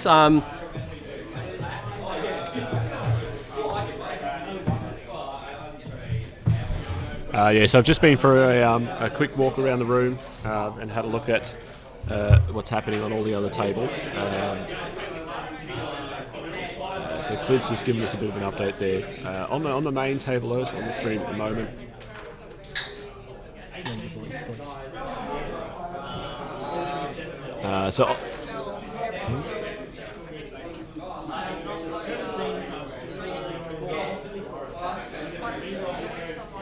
All right, so on the main table here, so Jemma's abandoned her thrice-fold befoulment. It seems the three plague. I keep calling them plague bearers. I'm not sure why. The three great unclean ones have all gone for a run.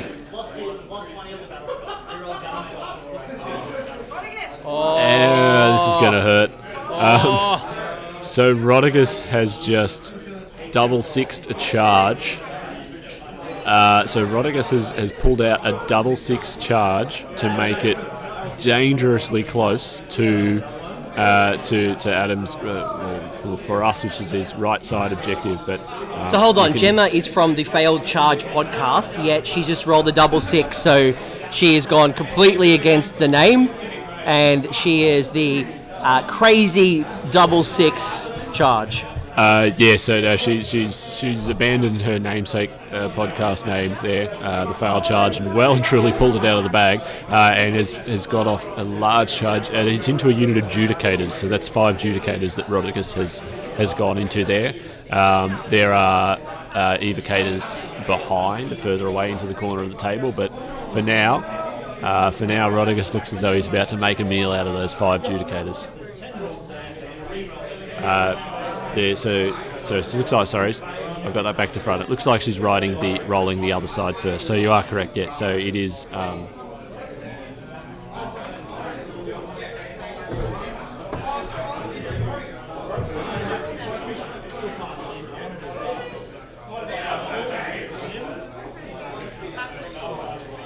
Okay. Sorry, I got it back to front. He wasn't doing Rodigus first. So both those great unclean ones have made a charge, but we're actually fighting on the right-hand side of the table on the stream just here. It's still against Judicators, so... and looks as though that unit has been finished off by the massive bile sword. Yeah, so they're gone. So he's taken those ones off with the sword, and looks like we're flipping over to the other side.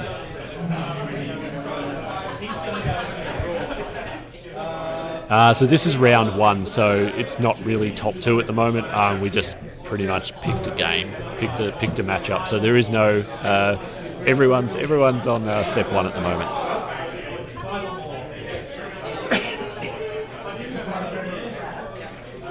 So a couple of quick updates from the Herald himself, Clint. We have Durthu has killed 18 thralls, I'm imagining, in a round of combat. We do have a Dread Saurian update, so 1 second. So the Dread Saurian Tom put all of his debuffs on, and did the Dreadsaurian fail 3-inch charge? No, Tom failed the 3-inch charge. Oh, so Tom, the Skaven player, has tried to charge the Dreadsaurian and has failed a 3-inch charge. That sucks. Ouch. Question from the chat is, what were the units on the right-hand side? So in the top right, we have Plague Bearers. In the center, we have the center right. We have Their right or our right? I'm imagining their right. Okay, let me go check. All right, one sec. We'll go back. I think we have the left. Yeah, this is all very confusing. For some reason, the camera flips around. Completely professional. Yeah, Where- it's all 180 degrees out, but it's possibly the left and maybe the right. It's a 50-50 chance. It might be in the middle. The large. See, Rob knows what he's talking about. We're flipped. Yeah. So we're flipped all over the shop here, but So the large unit is the Sequestors, but we're getting an update from the table, so we'll give you a bit of an update on what units are on the table. yeah, definitely. So yeah, definitely that unit of on the Stormcast unit hugging the board edge there is a large unit of Sequitors. No, yes, that's true as well. It is an Australian stream, so we need to not only flip everything upside down, but rotate it 180 degrees. It's very tricky managing things in all of these dimensions at once. I mean, you'd probably know this if you watch The Simpsons, because, you know, our toilets flush the different way. Everything is upside down. You may be even in the camp that Australia doesn't exist, so we just make up our own rules. We do have an update from the table, and in true Herald's fashion, he's given me the document upside down. So let me just turn it around. So we've got Plague Bearers in the top right, Blight Kings just next to it, and then from the Stormcast side, we've got the Sequestors, and then just under that is the Relictor. So that is what is on the table. And then Travis has taken the document off me and has flipped it around. Okay, we're struggling with up and down here. Just give us a minute. It's because the table is in next to what's on the screen. That's what the problem is. We're in the land of upside down. Maybe we should just shut off the stream and go to the pub, or not. Possibly. I don't know if the bar downstairs is open yet. Just need to get a quick score update as well. I'm assuming that was just 2. Just going to double check, because that's we've flipped over to Adam's turn now, so I'm just going to double check how many points Jemma picked up then. Can you find an update? Just I think we're in the Adams. Oh, it's alright. If Dennis can help us just with some of this stuff, it'd be super. Yeah. I know he's chatting and hanging out, but thank you. There is definitely a lot of drinking going on. Look, a lot of people are drinking lots of water, but I think come the lunch break, the beers will crack open. We've got a bar. We do have a bar here in this room, so the beers will definitely flow. So if you've never been to an Australian tournament, drinking and hammers definitely goes hand in hand, but it's all about the fun and the spirit of things. We're all good people. We all enjoy a drink occasionally. Some more than others. So as we thought, so just the 2 points there from the 2 points there for Jemma is bumping her up to 4. And we're now into Adam's turn. He's just double checking how some of the Nurgle stuff works. I think he's got a plan, but I'm pretty sure he just wants to make sure it's all going to happen for him. Rodigus is going to be an interesting challenge over on the side there. The other great unclean one on the opposite side of the table. He's probably in a much more vulnerable position, you'd have to say, with that huge unit of Sequitors just there, but we shall see what happens. I think Jemma getting the double turn definitely will make those Great Uncleed 1 and that Rodigus that much harder. I mean, they would have been healing D3 wounds in the hero phase, so Jemma having that would definitely go in her advantage. So I guess the question will be, once Adam's finished this turn, 1, is he going to do enough damage to Jemma's Great Unclean Ones? But then 2, Will he be able to go back to back, or will Jemma get the priority? I mean, we're a bit early. We're still in Adam's turn 2. Let's see how Adam responds to Gemma's attacks.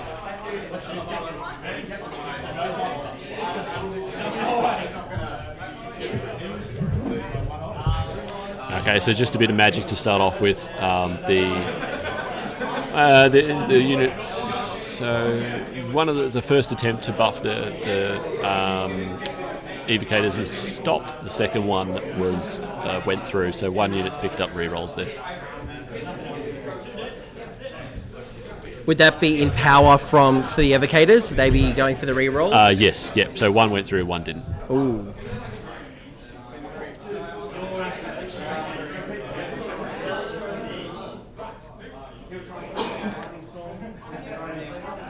I was just about to ask if we will we see Lightning Storm come off. Yeah, so the Lightning Storm has chipped a wound off. So Lightning Storm will cause D3 mortal wounds and then subtract 1 from the hit roll made for... Yeah, so and that's the Great Unclean one that's still buffed up at the moment, I believe. Yeah, so that's the one that's still got the command ability buff and all that on it. So that -1 to hit is going to be quite important, I imagine, to stop the retaliation there.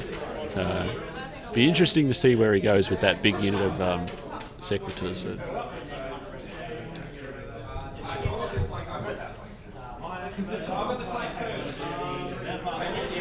So Adam's just considering his options at the moment.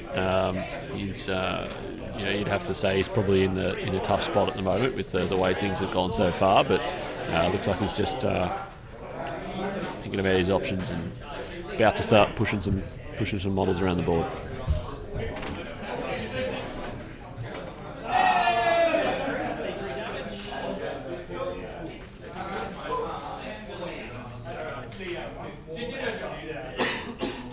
I'm just looking up the Nurgle wheel. Someone in the chat has made an interesting comment, and I'm wondering if they're a Nurgle player or what they think. They think that in turn 3, Jemma is in a good spot with the Nurgle wheel. So I'm curious what that next turn is going to be and what that could possibly mean. Gemma's looking at me while I make these comments, so just bringing up my Nurgle book. What is the wheel? What's the next wheel?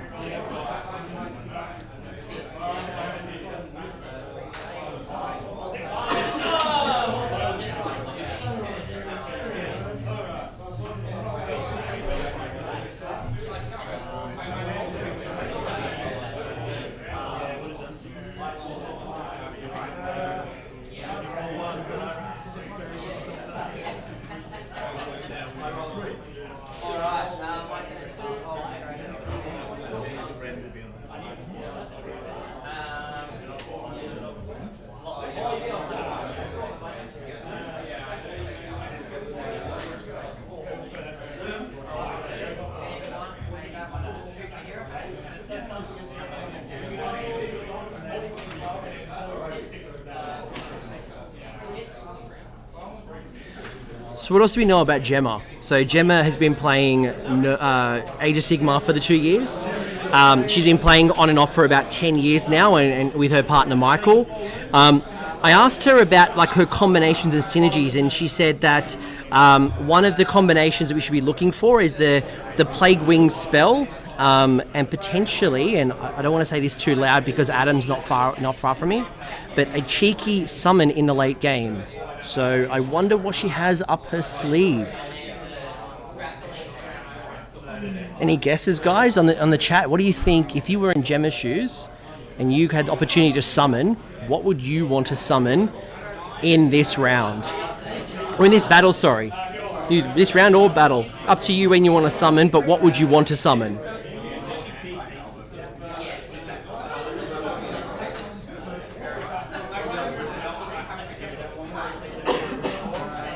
And this is Jemma's second year at the Masters, so she is a seasoned veteran. I think she did quite well, although last year she buckled from her Nurgle army and went with the Vanguard wing. I think she tried out the Vanguard wing for the first time and didn't quite go. So she's gone back to her. Oh, the Aether Strike. Sorry, she's whispered at me. No, it was the Aether Strike. It was Chris Welfare and Tim that was running around with Vanguard. But she's back to Nurgle. She's back at what she loves. Disgusting brilliance.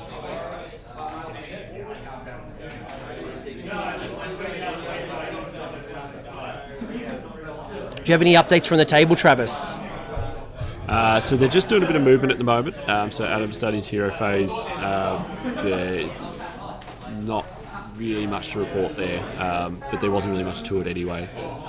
So we can see that he's trying to... the evocators you can see there are going to go and have a swing at Rodigus. Trying to hold him up from that objective, right? Yeah, I mean, you've got to keep him away from it, obviously. Rodigus is coming for that objective, and we can see that he's throwing every charge at Rodigus to stop Rodigus from scoring that valuable 3 points. So the Sequitors on the other side of the table are going to attempt to charge. He needs a 10. And he didn't get it. Does he have any command points up his sleeve to re-roll that? So he's going to burn the command point. And it's an unlikely roll, but he's trying to. He burnt the command point for the re-roll, but got the 9. Unfortunately, 1 off. I mean, statistically that was unlikely, but to fail by 1 is it hurts. It does. You'd see, because I could see the dice roll on the table there. So the 6 came up first, so he would have been quite pumped up about that. And it's almost like a tease, right? Like, with the 6, and then you're like, 3 took an extra second or so to settle. Like 50-50, I just need that 4. And, rolled the 3. It's almost like you'd rather just roll the 1, right? Like, if you're going to fail, you fail it hard. Don't tease me with that type of roll.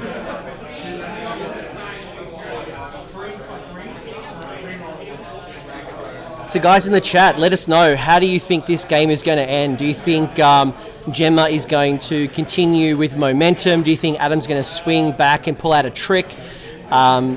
Who's going to be the first through to break through and steal their opponent's objective?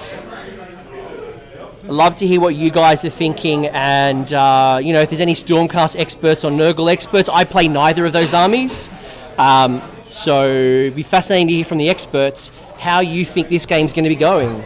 And who's your hot pick?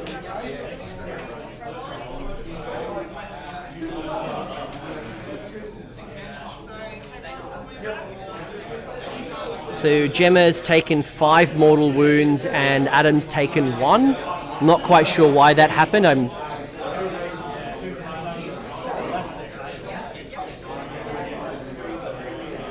Adam's going for a 3 and then a 3 again, so...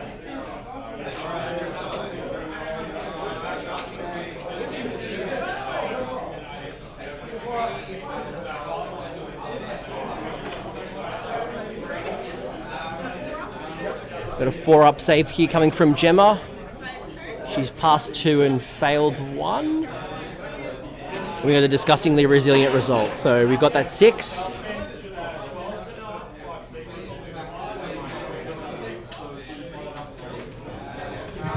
So Rodigus is definitely taking a bit of damage there. It looks like 6, I believe. And now the evocators are going to try and channel into him as well. They put through another 6 mortal wounds, so Rodigus has definitely taken a bit of a pounding there. Oh, sorry, after disgustingly resilient. Okay, so one of them got stopped, but the other 5 have gone through.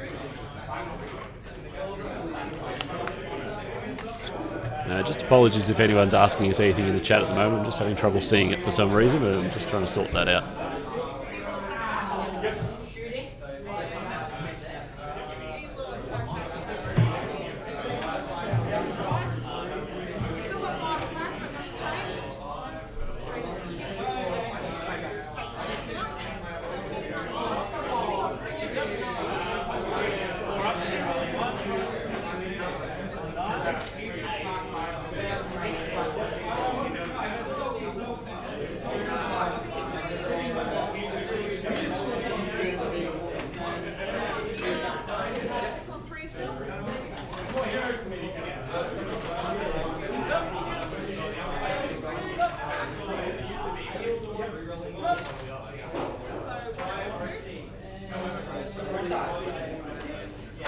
So something that might be interesting at this point is, so LLV in the chat had done some analysis, funnily enough, on the win rates and potential outcomes of this round, based on obviously how these armies and allegiances have been going while the performances have been tracked. So I don't know if you guys know, but recently, over the last couple of months, the Honest Wargamer LLV has been doing an amazing service to the community by tracking the results and the win-loss records of major events. And what's really interesting is that Adam Burt, with his Stormcast, it says that he has a 49.4% chance of win for the faction, while we look at Jemma with her Maggotkin of Nurgle is at a 50.3% faction win rate. So statistically, that would say that Jemma is probably in the hot seat, or the momentum to take this one out. But definitely, this doesn't factor in experience. It doesn't factor in scenario.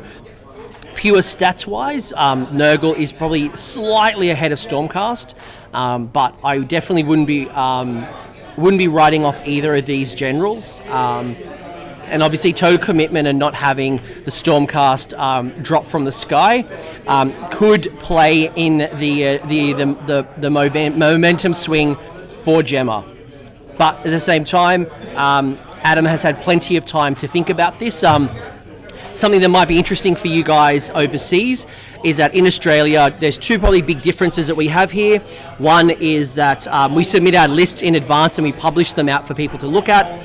And two, we often will tell people the scenarios before the day. So we did tell them round one. They did know coming here that total commitment was the scenario, but they knew that after list submission. So, Travis, you got an update for us? Yes, sir.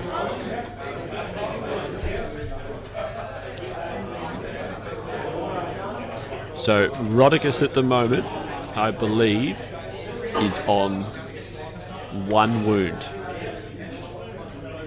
with the Lord Arcanum to go.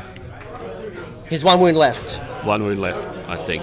But the Lord Arcanum has whiffed his attacks, unfortunately, and hasn't done anything. Ouch.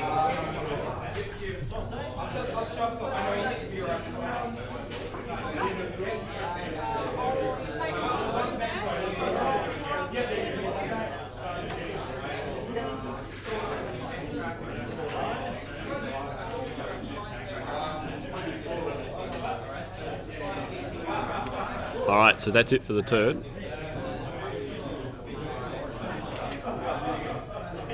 Alright, so we switch over to priority. Will Adam take this back, or will Jemma?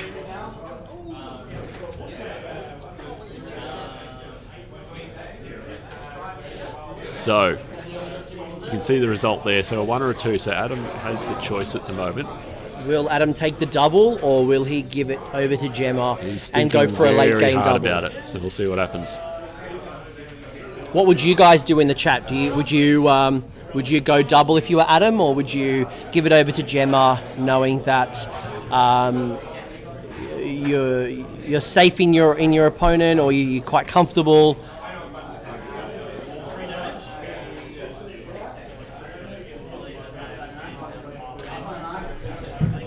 So Adam's decided to take it.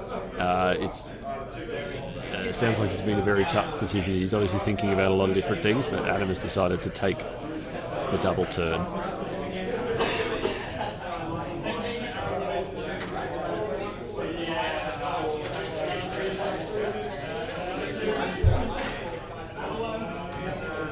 Alright, I finally managed to get myself back into the chat so I can actually see what everyone's typing now. I'm not sure what happened there, but we're back on board. Adam doesn't want the double, someone believes.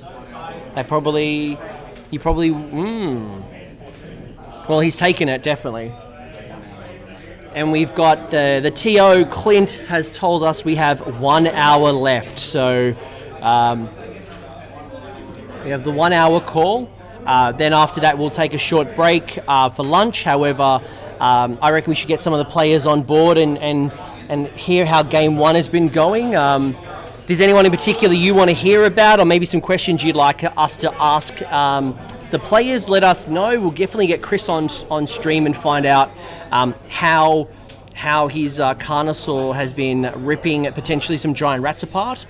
At the same time, we've got some very accomplished generals here.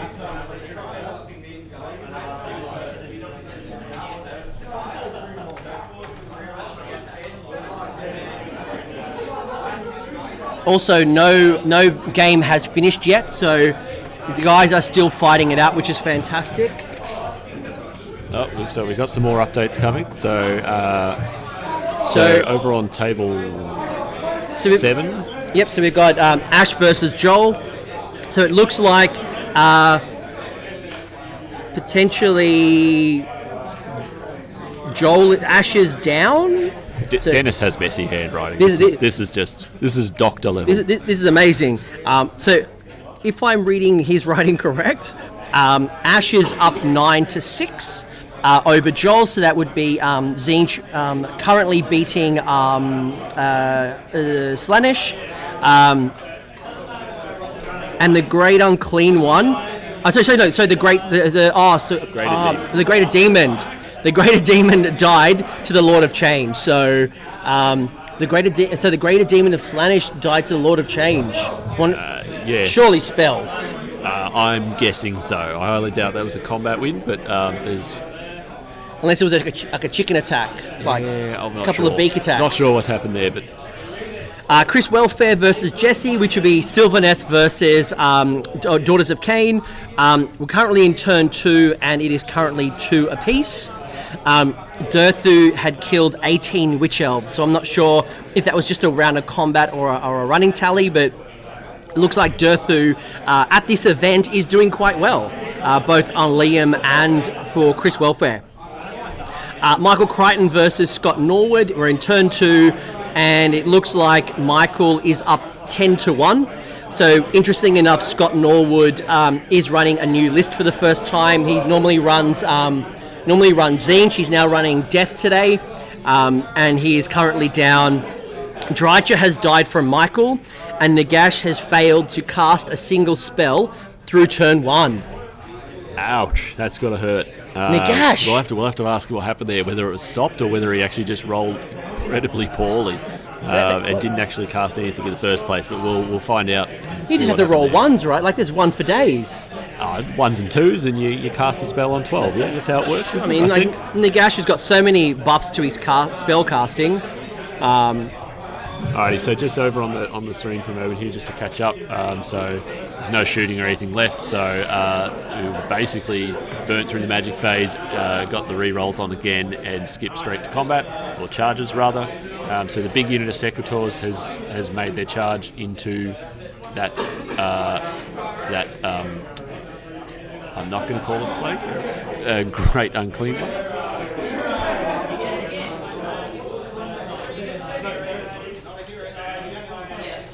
And Adam's just trying to stay out of range of the Witherstave there, so he doesn't get any debuffs on his combat ability. So we'll go back to the updates while he moves all those models in. Awesome. You just keep telling me to shut up when we have a table update. Yep. So we got Tim McDivitt versus Patrick Nevin. We're in turn 2. Looks like Pat is up 6-2. 30 wounds from the Grimghast Reapers in a single combat. I'm assuming that they dealt 30 wounds, not taken 30 wounds, but... It would have to be dealt. So I was looking at that table before, and yeah, the Grimghast Reapers were chewing their way through a unit of... pretty sure it was Reaper. This is going to get confusing. Reapers, but not Grimghast Reapers. The blood Reapers? Blood Reapers. Reapers, yeah. There's like blood everything there. Yeah, blood, skull, murder, kill. So that unit there. So they made a mess out of them. What else do we have? So Chris Tott, the Carnosaurs, 72 D3 wounds. Okay, I'm not sure. Oh, so that was before. We got that. Oh, this is the old update. Yeah, he's tacked it on the bottom, so we've already been through that one. He hasn't done it again. We've got to cross these out. All right. So Liam versus Hayden. We've got, the Eidolon has killed Durthu. Durthu had killed 18 thralls. It looks like we were at the bottom of turn 2, and Liam is up 13-2. Yeah, so not looking good for Hayden there. So surely, like Hayden has gone 1, and then maybe Liam's double turned him and gotten lots of points. Yeah, so I think when Durthu managed to sneak that charge in, he momentarily, now that Durthu's dead, I think it swung back the other way. But from when I was looking at it before, it looks like Durthu managed to clear out enough to basically steal one of Hayden's objectives for a turn. So he's got the sort of step up. So now the pressure's definitely on Hayden to try and fight back and pull it back the other way. Luke Taylor is in turn 2, and who's Luke playing? Oh, Luke's playing Wedge. Ethan. So Luke Taylor versus Ethan in turn 2. Luke is down 13-2. So Death is currently beating up Luke. The Dracoline has killed the Vampire Lord in 1 round. So we know how tanky the Vampire Lords are. I'm going to quickly pull up the list and see if it was an ethereal amuleted Vampire Lord on Zombie Dragon. Probably guessing yes. And if assuming that is the case, that is a very nasty round of combat.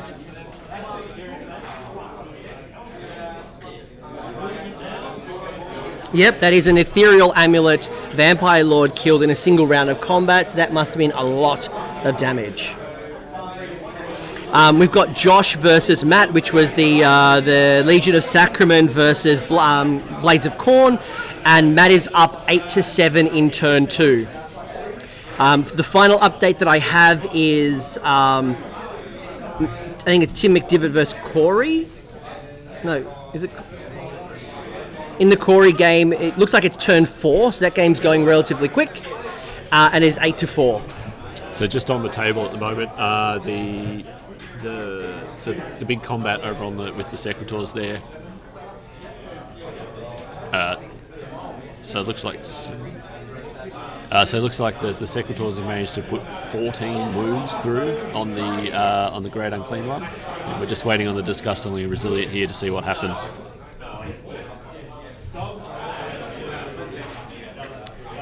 And the only other update that I wanted to put down with the Corey game was that 19 Bloodletters failed to kill a single ballista. Wow. Yeah, that's a fair effort. That's a serious bit of work there for the Bloodletters to screw that one up. But the dice obviously turned against Corey on that one. I mean, the ballista has what, 7 wounds? So 7 wounds, 19 bloodletters, in probably every day but today, that ballista is well and truly deleted. Yet 19 of Khorne's finest bloodletters couldn't kill a ballista. Okay, so the combat the Secretors there has been resolved, and the Great Unclean one is still alive at this stage. But there's still a character in there to fight as well. Rodigus is fighting now and has... so Rodigus is fighting now and has put 3 hits through on one of the units of Evocators.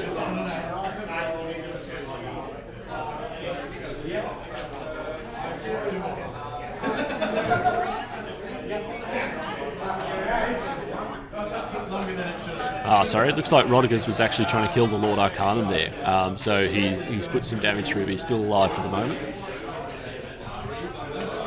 G'day to Strength Hammer there. Chuck Moore, my Adepticon opponent in the pop star battle between Britney Spears and Taylor Swift. Chuck, I'm coming for you, buddy. I'm coming to America. I hope you're training Strength Hammer. You can do as many squats and many deadlifts. It's not going to help the amount of sixes that my goblins are going to do to your daughters. So, bit of trash talking from Australia. Let's see how Chuck responds. Is that an update, Clint? Oh, so we have an update from the Herald himself. Yep. Okie dokie. So we have our first completed game. Dave Kerr playing against Corey Ford. Dave Kerr wins the major and decimates Corey pretty much. Ouch! And this is the game that that 19 bloodletters didn't kill a single ballista. Exactly. It was hilarious to see. Ouch! Ouch! I thought for sure it was gone because I walked past and it was just a ballista in a sea of bloodletters. I came back later and the ballista was still there and the bloodletters weren't. It was ridiculous. So the first victory by the current Australian master, just gotten off a flight, just made it in time, has taken the first victory in the Masters round 1. Indeed. Yep. Thanks, Clint. Yes, LOV, that's correct. So Dave Kerr won. Dave Kerr off of 5 hours sleep, a 2-hour flight, a hurried dash, has managed to pull out the win. I wonder, so we're obviously watching Stormcast here on the stream. I wonder if we're going to have the same amount of luck coming from Travis's BFF Adam. So Strength Hammer from the chat, he's trash talking me, saying calling my goblins. No, it's not going to happen, guys. Who do you think's going to win at Adepticon? Myself or Chuck Moore, Daughters of Cain versus potentially a Moon Clan Grot army with a book. Could be some sneaky things coming out of that place. I know where my bets are. So just from the table here, as you can see, so Rodigus has gone down. So he didn't have I think afterwards he had 1 or 2 wounds left after last turn. So he was not long for this world after that round. But so Rodigus is gone. And to answer Chuck's original question, what has he missed? We did have some failed charges and some failed spells, but probably the biggest impact that's happened today is that the Star Drake ran up the board, eventually did die. So we've had a turn by turn, lost a Star Drake, now lost Rodigus.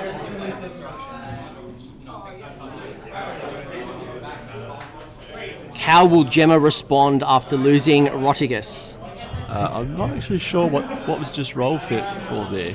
Is it the wheel? I see Jemma's... No, it was before the wheels. I think it was something at the end of the turn. Let me find out. But I'm quite certain that Jemma passed something like 8 out of 8 rolls.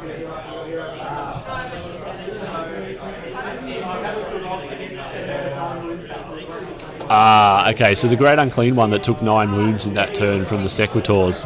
So Jemma managed to pass 7 of those rolls, and bought, and basically with Jemma's hero phase now, that Great Unclean one is on the right there, is pretty much going to be back to full strength. Ouch! So, and I mean that's one of the things that really makes taking down a thrice-fold battalion so difficult, is the fact that those Great Unclean ones are hard to take down as it is. But the fact that they heal in the hero phase, and when Jemma went turn 1 to turn 2 and got the double, obviously healed up some more, and now has healed again. That's a big morale. That hurts. Yeah, it does. Look, I mean, you lost 1 Great Unclean one, Rodigus, and basically saved 1 in that turn, so it's a bit of a mixed result, but it'll be interesting to see. So Jemma's just doing her contagion points here. Now she's been quietly stockpiling them over on the side of the table there. So it'll be interesting to see. If she does pull out that late turn summon.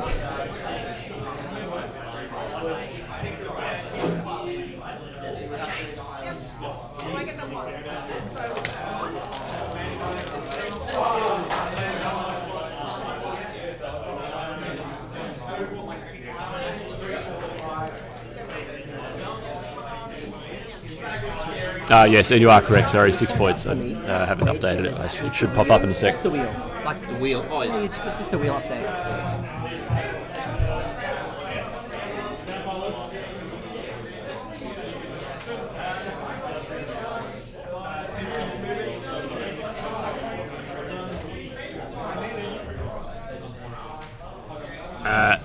as far as command points go, I believe Adam has burnt his last round, so he'll get one back obviously at the start of his turn.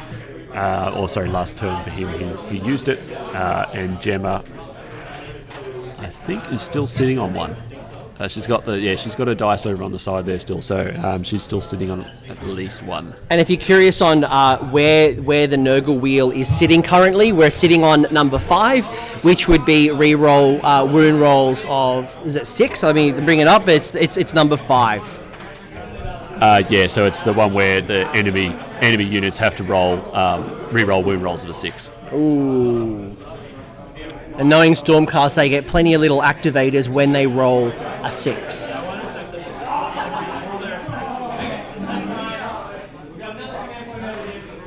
Alright, so Gemma's trying to get some magic out again. Adam so far has managed to shut her down.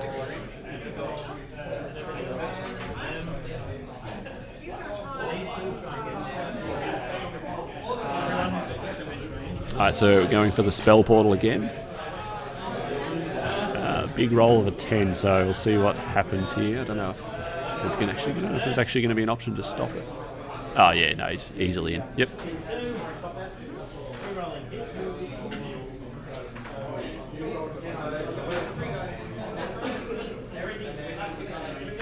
So the spell portal goes off. We'll see where the 2 points pop out in a second.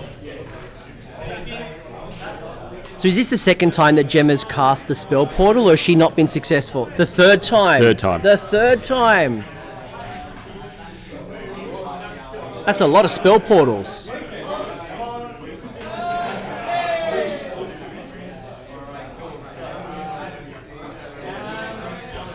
So depending what happens next, this is going to hurt. Depending what spells come out after this. This is going to be potentially devastating, so we'll see what happens in a second.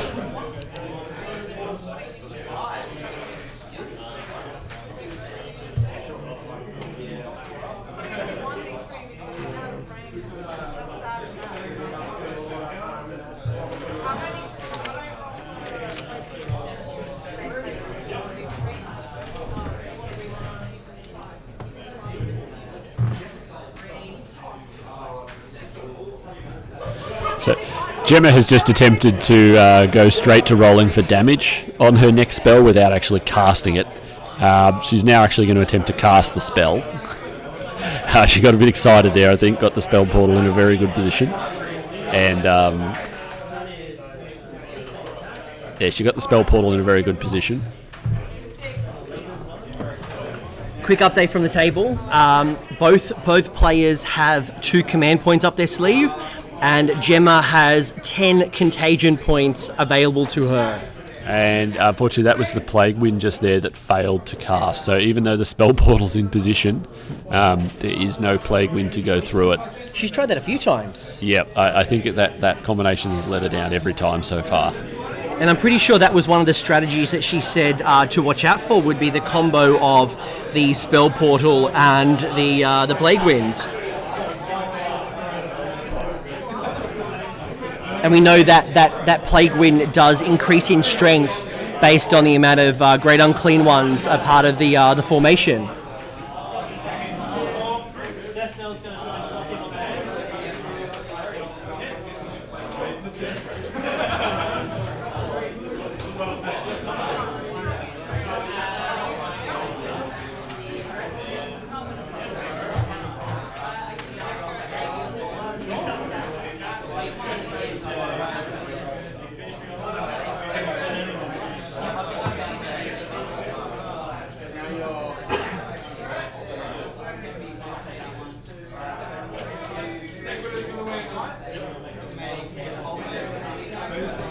So what can Jemma summon right now? So she has 10 contagion points, which currently will allow her to either bring in a Feculent Narmor terrain piece.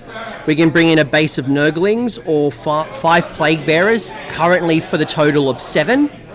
If she can get an additional 4 more points, bringing her up to 14, that will instead give her an option of the Poxbringer, Herald of Nurgle, Sloppity Bilepiper, any of the Heralds actually. We could bring in 10 Plague Bearers, bring in one Beast of Nurgle, or we could bring in 3 Nurgling bases. So, is she saving up for 14, or is she going to go up for the 21s? I'm wondering, with where the game is at the moment, will she even get to 21? So she may have to go for 10 Plague Bearers, or how will she use these points for that late game summon?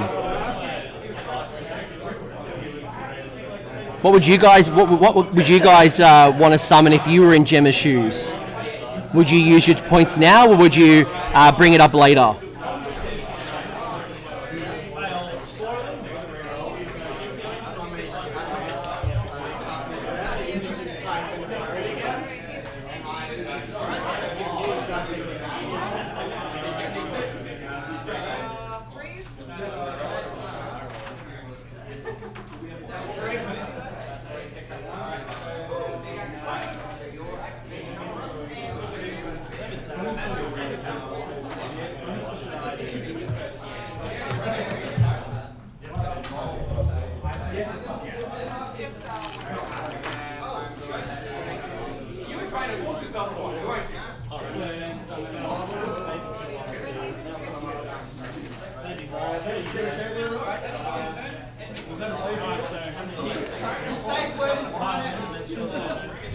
Alright, so it looks like some other games around the room are starting to get close to a conclusion at this point.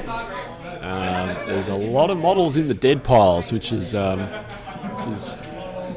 good thing. We've only had one game finished so far, which was the Dave Kerr versus Corey Ford, which Dave Kerr, the Stormcast, did take out Corey Ford's Blades of Corn.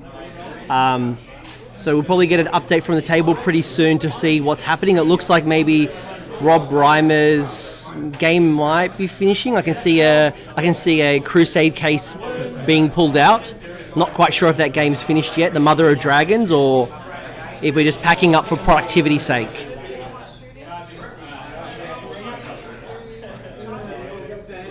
A game that people did think was going to be a whitewash, so Slaanesh versus Tzeentch, so it's still going, which is great. I'd love to get an update on how Tzeentch versus Slaanesh is going. Thumbs down from our on-field reporter, Dennis. Dennis, who's got the thumbs down? Oh, Ash. Ash is thumbs down. So currently that sexy beast Slaanesh is obviously Tzeentch didn't see that change coming in the winds. No, it definitely didn't work in his favour. Do we know why it's not happening for Tzeentch? Because almost everything that's Tzeentch is dead. Tzeentch is dead. Tzeentch is dead. I guess those fake dice didn't go as far as maybe Ash would. Oh, look, that was always going to be a tough battle. Scares me a little bit to think what Slaanesh is going to look like with a book, and with the Wrath and Rapture box coming, in the near future. So this is a pre-tester to see how Slaanesh goes before they get any additional love. So good on Joel, and let's get an update from him later today to find out what's going on. So we're just back into combat here. So just back into combat.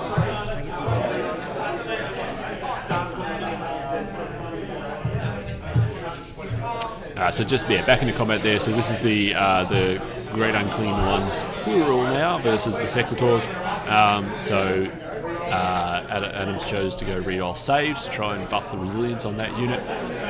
It's going to be a very tough battle for them, but I know the Great Hammers can put out a lot of damage though, so it'll be interesting to see what happens in return there. So we've got just one update here. So over on table the 4-5. So the Chris Tott and Thomas Holdsworth. Yep. So the Skaven v 72 attack. Yeah, 72 attack. Carnosaur, chomp, eat everything.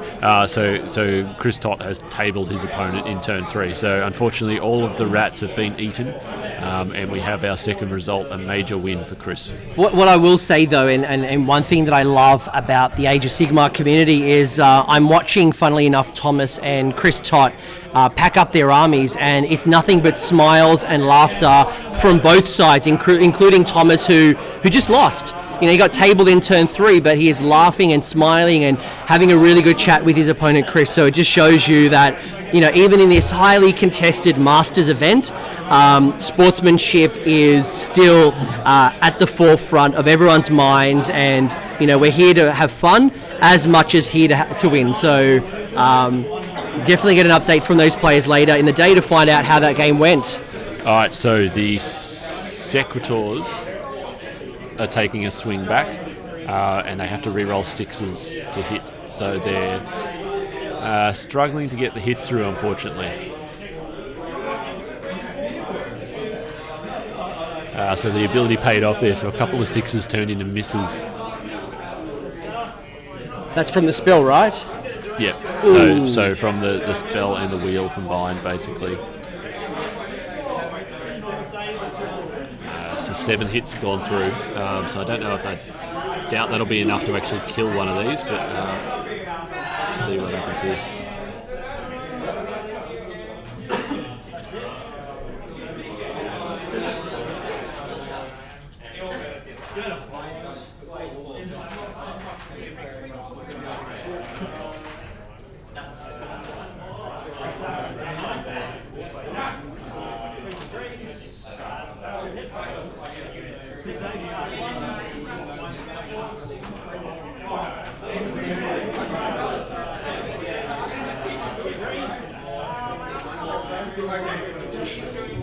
So total of 7 damage gone through on on one of the great unclean ones there, but now the second great unclean one is about to attack. So I'm not sure if those Secretors are going to be left standing at the end of this, unfortunately.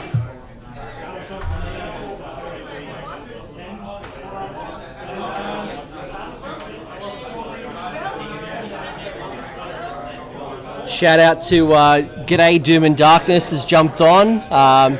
Somebody who's done extremely well for himself in the competitive scene. If you haven't watched Doom and Darkness, probably means you probably haven't been on YouTube in the last 3 years. But definitely check out Doom. Michael is a wonderful opponent, a great player, and has been doing an awesome series on the road to CanCon. You always, if you like Gutbusters, you like Nurgle, you like seeing an awesome range of armies from Adelaide, go check him out. He's awesome. Always nice to see familiar faces in the chat, and there's so many great faces. You've got Michael from the Northern Savagemen up there. G'day, Michael. Running an event, I believe, in May. Michael's a part of an event happening in April in SA. G'day, Tim. Xtab. Right, so just quickly, so we're into the priority roll here.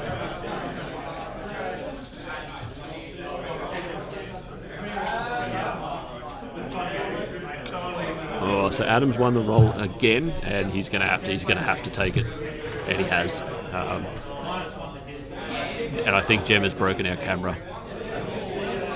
Nah, she's fixed it. Good. This is how we roll. She was looking vaguely horrified there. This is how we roll in Australia. Not only is our stuff upside down, we get players to do their own camera work. This is how much we trust and like our people, or just how unfunded we are in Australia, because a cost of an army is the equivalent of buying a house here. So what you're seeing here is like people's house mortgage money on the line. This is a 3-bedroom, 2-bath versus a split-story townhouse, so it's a very costly battle. Yeah, we spare no expenses. Players can do their own tech work. That's how we go here. And Dennis is just going around getting an update from the other table, so we know Chris has defeated Thomas Holdsworth. We know that